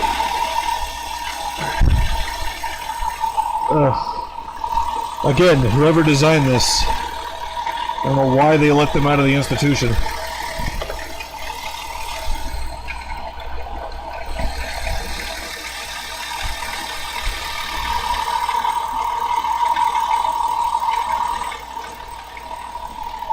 Oh yeah, look at that. Should be about, I don't know, this temperature, 75 psi or 55 psi resting. Which means it's possibly low. Trying to figure out a way I can tie this thing. I wonder if I can do this. Does that work? I don't know. Can you guys hear me? So we just tied the low side, and look at that. That's a little bit lower than I expect. I'll pull up the chart here in a minute just to verify, but I would expect another 20 psi out of that at this temperature. Oh, there he is. Behind the airbox. Why would you... Stupid. Stupid, stupid, stupid, stupid, stupid.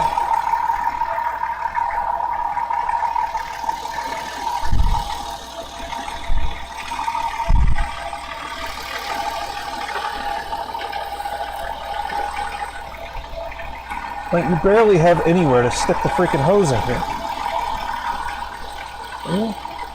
Come on. Come on. Really?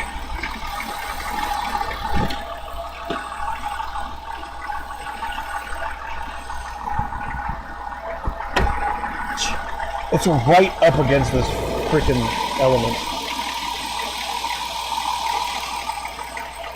There we go. Got pressure. And you only need to turn those valves, the access valve, the valves on the access port adapters, until you begin seeing pressure on there, and then just like a 1/16 of a turn more, so you get, you know, full flow through the valve body. So I'm going to set you guys there.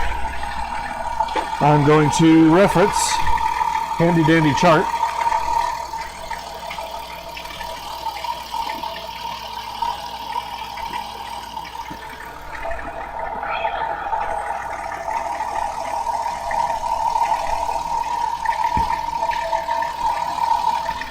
R134A pressure chart. I always use the same pressure chart. That guy, blue and white guy, he's really easy on the eyes. Okay, so, oh, really? Oh, okay. So we should be running 15 to 20 and 120 to 140 when running. So let's go turn the AC system on and see what our pressures do, shall we?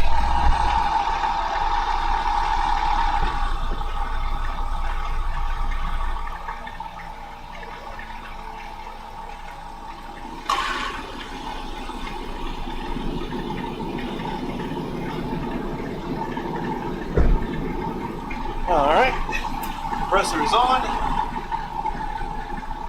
This is at 2000 RPM. So let's grab you guys. Bring you up here and watch what I'm watching.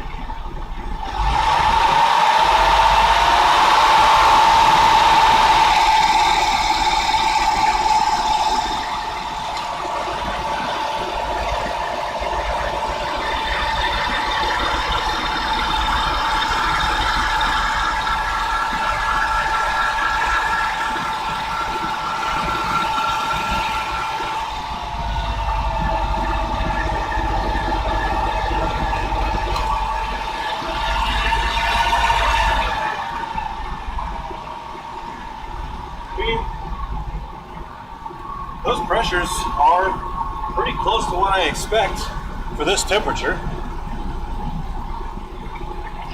Let me go check the vents real quick. Put it in the right vent.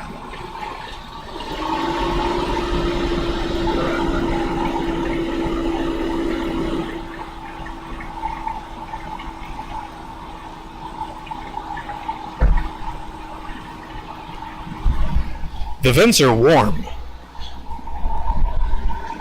They should already be like at this temperature outside. The vents should be ice cold. Like it should be close to painful to stick your hand in front of the vent at this temperature if you're on the AC full blast. What I would suggest. Tell you what I'm going to do. I'm going to order an extension cable, USB-C extension cable. It's not going to be here in time by the time I get done with this vehicle probably, but I'll be able to hook up the FLIR to both the laptop and my phone remotely through the extension cable, and just try to stick your phone and the camera in as a single unit because they're kind of mated together in the way the thing's designed initially. It's not really all that great. But we would like to see that condenser is very warm. And of course there's a stupid valence in the way, so you can't actually just reach down and touch the condenser. The condenser could just be very warm from convection from the radiator when the fans aren't on. That could be all it is. But the AC, I don't know, the pressure's... Oh.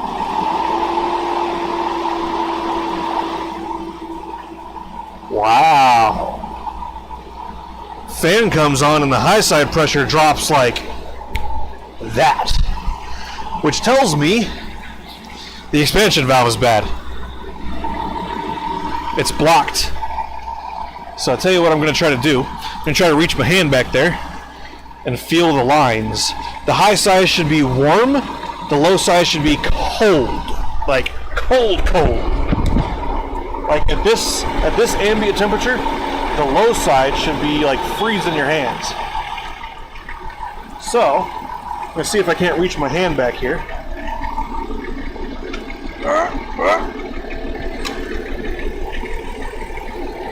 Okay. The low side is cool-ish. The high side is cool-ish. Okay. Well, we know the compressor is working. Oh, there we go. Okay, so high side fluctuating thermally wildly with the pressure. It makes sense. When the pressure's high, the temperature is going to be high. When the pressure's low, the temperature is going to be low. That makes sense. What gets me is the high side gets quite high at rest. So we should be at like 20 in the low side, and we should be at 140 on the high side. Look at that. That's way too much.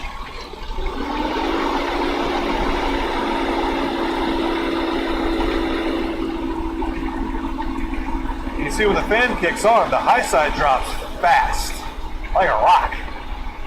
So we should be about there. That's what we should be seeing. high side's dropping too far.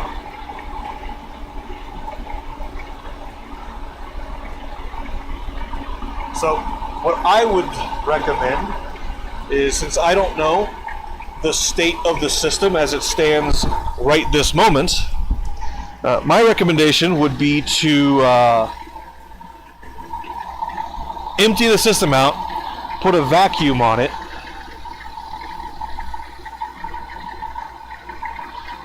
let it vacuum for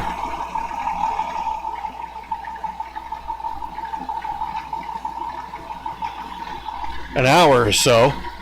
Sorry, I was reading a thing.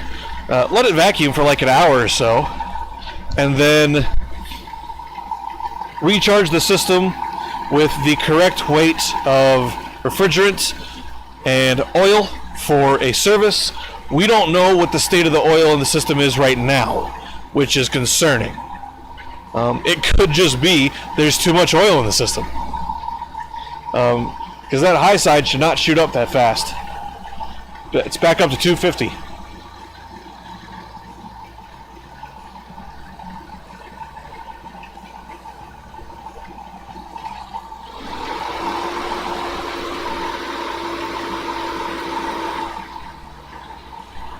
It's very strange. I don't remember exactly what that means off the top of my head. I gotta go back and look at, charts and graphs. But let's run over here, check the vents. Nothing. It feels warmer than the ambient air. The outside air feels cooler than what's coming out of the vents, which should not be the case. Okay. So, I'm going to take it on a test drive, actually, and I'm going to see if driving it around, because the fan kicks on intermittently. The fan should, well, one would hope the fan should stay on when the AC is running. Anytime the compressor's on, the condenser fan should be running, which is just one or both of the radiator fans are the same fan element. So, what I'm going to end up doing is I'm going to go for a test drive to see what the vents do, or what they don't do. I know the heat works, and we're coming into winter, so for right now, that's fine. That's all we care about.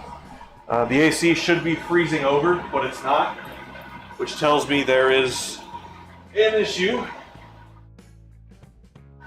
The pressures also tell me that there's an issue, because you should not be seeing 250 psi. I have a sneaking suspicion it's overcharged, because it's like, oh, well, the AC's not working. Put some more refrigerant in. They probably use the stuff in the can that you pull the trigger and it's got the thing and you put it on there. Never use that stuff. Do not ever use that stuff. If you read the can closely, you'll see it says it has stop leak. How does an AC system work? Pray tell. Could anyone tell me? Don't tell me, I'll tell you. It works by forcing a high-pressure fluid through a small orifice.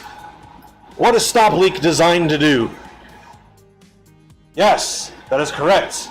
Block up small orifices. Don't ever use anything with stop leak. If the OEMs wanted to use stop leak in their systems, they would have put it in there originally. They would have designed the system to handle it. It's not. Don't ever use anything that says stop leak on it. We need to put these companies out of business. They don't need to be making this stuff. Of course, from the other side, I need more customers. Put stop leak in your stuff. Bring it to me to fix it when you break it.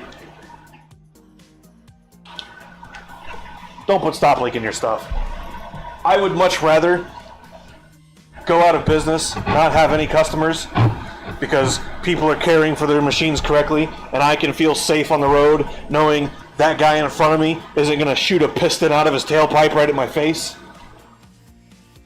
I would much rather that than the alternative, the thing that I said.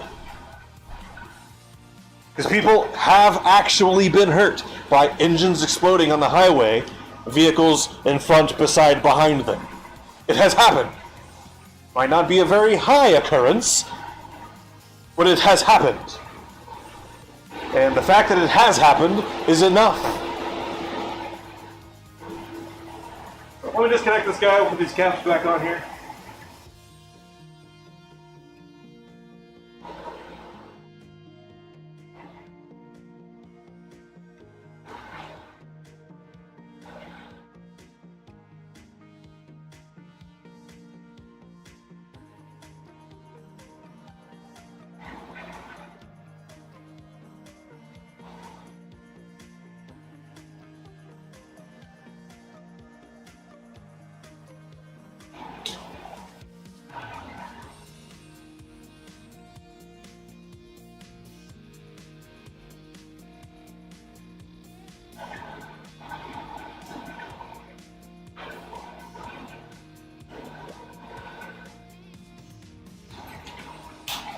Also, if you have a piece of machinery, a device, a thing, an object, and it is designed such that it has dust caps installed on it from Le Factory, reinstall the damn dust caps. Put the caps back on when you're done with it. Don't lose them, or crush them, or break them, and if you do, replace them with the correct part.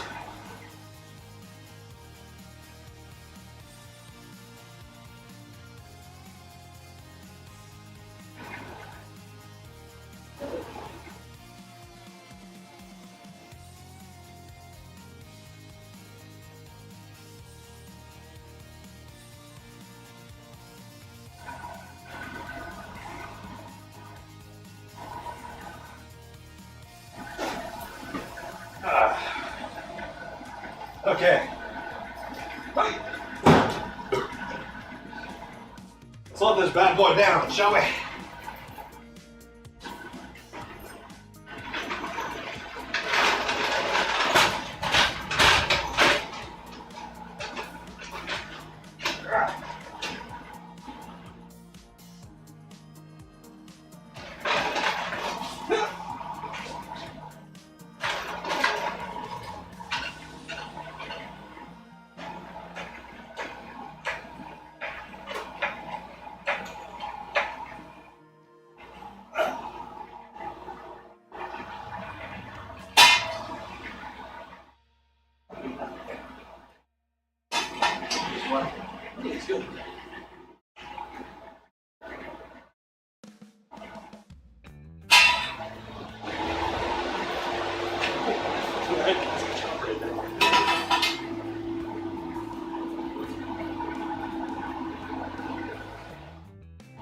Move the hood latch! Pull the lever, Crunk!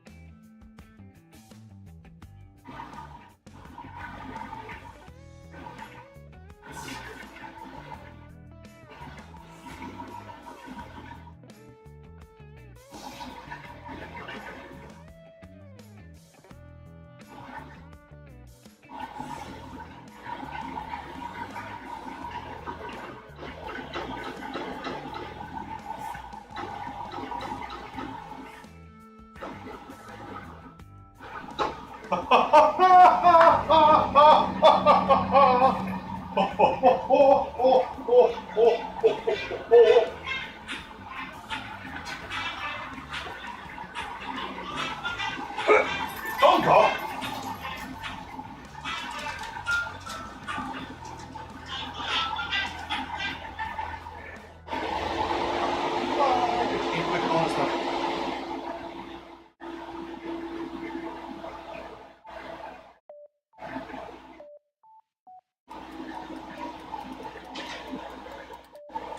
Count services. There's no account that needs to be servicing me. From what I can tell, it's a debt collection agency. And A is illegal. Investment firms cannot buy your debt from credit card companies or banks. That is illegal, apparently. And I have nothing in... What the... Oh my jeez. Ugh. Every time I look at that frickin' bike, I find something new that's been rednecked. Just replace it with the correct part. It literally takes 15 or 20 minutes to look these parts up.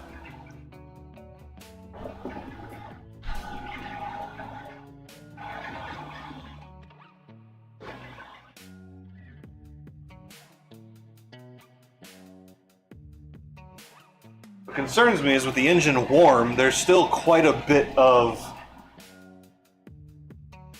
emissions coming out of the tailpipe. Moisture, actually. More than I would expect for a fully warm engine. Anyway, we're gonna end the stream here for today. I'm gonna go on a test drive. I'm not gonna make you guys wait because when I get back, I'm just gonna go inside and chill out anyway. Watch some TV or something. Tomorrow, I will be sticking I might do it tonight, I don't know. Probably not. Probably tomorrow. I'll be sticking the TCM back in the Volkswagen for a test. We'll see if it works. And we'll try it out over the next couple of weeks or so. See if it works, if it does a thing. We reflowed the entire board. Hopefully it was a simple cracked solder joint. Hopefully. I doubt it. I think the multiplexer that handles the engine RPM signal is bad. It has just failed for some reason or another. But we won't know until we try it, really.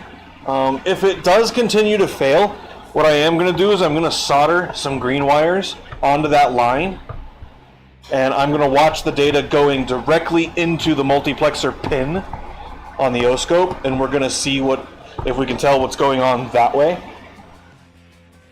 But I have a sneaking suspicion it's just the A to D converter in the multiplexer is damaged, malfunctioning. Sometimes it works, but sometimes it gets weird transients in it that are not actually on the inputs. So it's giving the ECU wrong information. The MCU of the TCM, the main calculator unit of the transmission control module.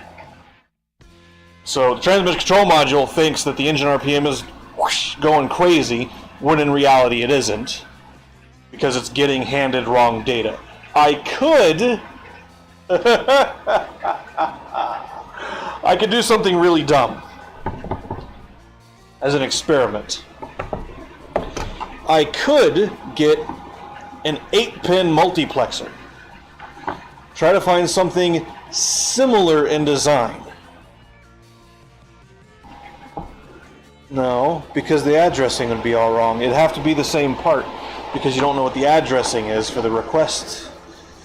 I was going to say we could just piggyback another multiplexer on top there, but I don't think there's any way to do that, given the addressing, and that we don't actually know what it is. I guess what I could do is try to hook the O-scope up to the output and read the digital data. But I don't know that my O-scope is good enough for that. The equipment I have is A, older, B, cheaper. It's not, it's not scientific equipment. It's not benchtop equipment. It's home DIYer equipment. And what we're getting into, trying to read the digital data out of a multiplexer, I don't even know what the clock rate of that computer is. It's probably in the 10 to 25 megahertz range, I would assume. I'd have to look at the crystal to find out. But the multiplexer is going to be running slower than that because that's going to be the clock rate of the main calculator. There's more than one multiplexer, which means the data probably can come into the main calculator parallel, but it gets serialized internally, and it can only process, one thing at a time. So you have the MCU is going to have a much higher clock rate than all of its constituent data sending parts. And I don't know if the multiplexer is synchronous or asynchronous, because I can't find any information on it. They're German numbers, but Bosch has done a really good job of obfuscating the information about the internal mechanisms of this thing. But we're going to try to test it out, see what we can't come up with tomorrow. And then I will replace the door lock actuator on the driver's side sliding door in the van tomorrow and see if that makes the driver's door work. And if it does, I'm just going to replace the passenger door latch or door lock actuator. Nah, I probably should test it. But I have the part. The driver door lock actuator does not work. The door doesn't lock or unlock from the key or from the buttons inside. Lock actuator is bad. So if we replace it, it works. That'll tell me more information. But as it stands right now, today, I am done. I will be closing down the stream, taking this bad boy on a test drive real quick. Kind of back up here my test drive hill. Lets me put a nice little load on it at low speed, so you don't have to get on the highway or anything to load it up. And then when I get back, one or the other of my roommates should be home not that long from now. I'll be back long before they get home. But we should be able to power brake this guy and see if the engine doesn't rock, to figure out what that full throttle, that wide open throttle vibration is. It's a weird one because it's only a wide open throttle. It's kind of strange. My suspicion, and I hope it is not this, but I have a sneaking suspicion it's the diff bearings, which would require transmission removal, disassembly. If you're going in there anyway, you might as well inspect the clutches and the steels and all the gears and the various bits and clean out all the passages, and it's a big whole ordeal, and I really don't want to do that. I really, really don't. I don't really have the tools to be doing automatic transmissions. Pretty sure I need a long puller. I don't have a long puller. I could make a long puller. I have a medium puller that I could adapt to a long puller, probably. I don't know. But that's it for me today in the stream. Nothing really video worthy, so don't hold your breath for anything video wise to come out soon. I do have doing the transmission pan in there, which I'm probably just going to cut it down into shorts. Probably not less than a minute shorts, like YouTube, TikTok shorts, but something 3, 4, 5 minutes. I don't even know if I'm going to put the intro or the outro. Well, I'll probably put the outro on it. I don't know if I'll put the intro on it. I should put the intro on it. Just build the brand, right? So the intro and the outro might be the longest part of the video. But I'll do that sometime this week, because I have that recorded. There was something else that I recorded, probably Ixion gameplay. The problem is I don't have a good method of streaming it because it really doesn't like OBS. I've submitted a bug report, but with this kind of thing, there's no telling how long before it gets stuck on the priority list and or attacked from the developer's end. Don't even know how big the development team is. I think they're a team, 5, 6, 7, 20 people, because they are a subsidiary of some other company. Generally, when you have a subsidiary of some other company, the company's got a couple hundred employees at least. With game development companies, you can get multiple subsidiaries and only have 400 total employees. Just because they're like, okay, well, we want this to be a game development company. We want this subsidiary to work on horror games. We want this subsidiary to work on RTSs. We want this subsidiary to work on, I don't know, FPSs or Soul-like or whatever. But all that's beside the point. It's irregardless, imregardless, deregardless, unregardless, illregardless, imregardless, unregardless? Did I say unregardless? It's unregardless. But all that's left is those sliding doors. I'll do one more block test before I ship it back, or I drive it back, just to make sure. But it doesn't look like the head gasket's bad. There was a possibility of the head gasket having failed, because when I discovered that the coolant was low, it was actually empty, and I had no idea at what point it had gone empty, because there wasn't a big puddle in the driveway. So, yeah. We also have to degrease the bottom of the engine further, because there's still a bunch of crap under there. Sometimes you have to do it 5 or 6 times before it's like actually clean, unless you have your own pressure washer and you can spend the time doing it. But such is things and stuff and deals. I've got to sit down, work out the math, because I'm not going to charge the customer for the tools. I have to charge her a little bit for the Healy coil, not the full price, because I still have some left. But it is a consumable, so you have to charge her for that a little bit. I'll probably do like 25%. Something like that. And that'll be the part and the job. 25% of that cost. I still have to go to the junkyard and get one of those bolts to replace, to put the correct bolt in the transmission pan. Now that the transmission pan is sealed and cured and done, it's not going to be an issue pulling that bolt out and putting it back in immediately. I'll probably even do it at the junkyard.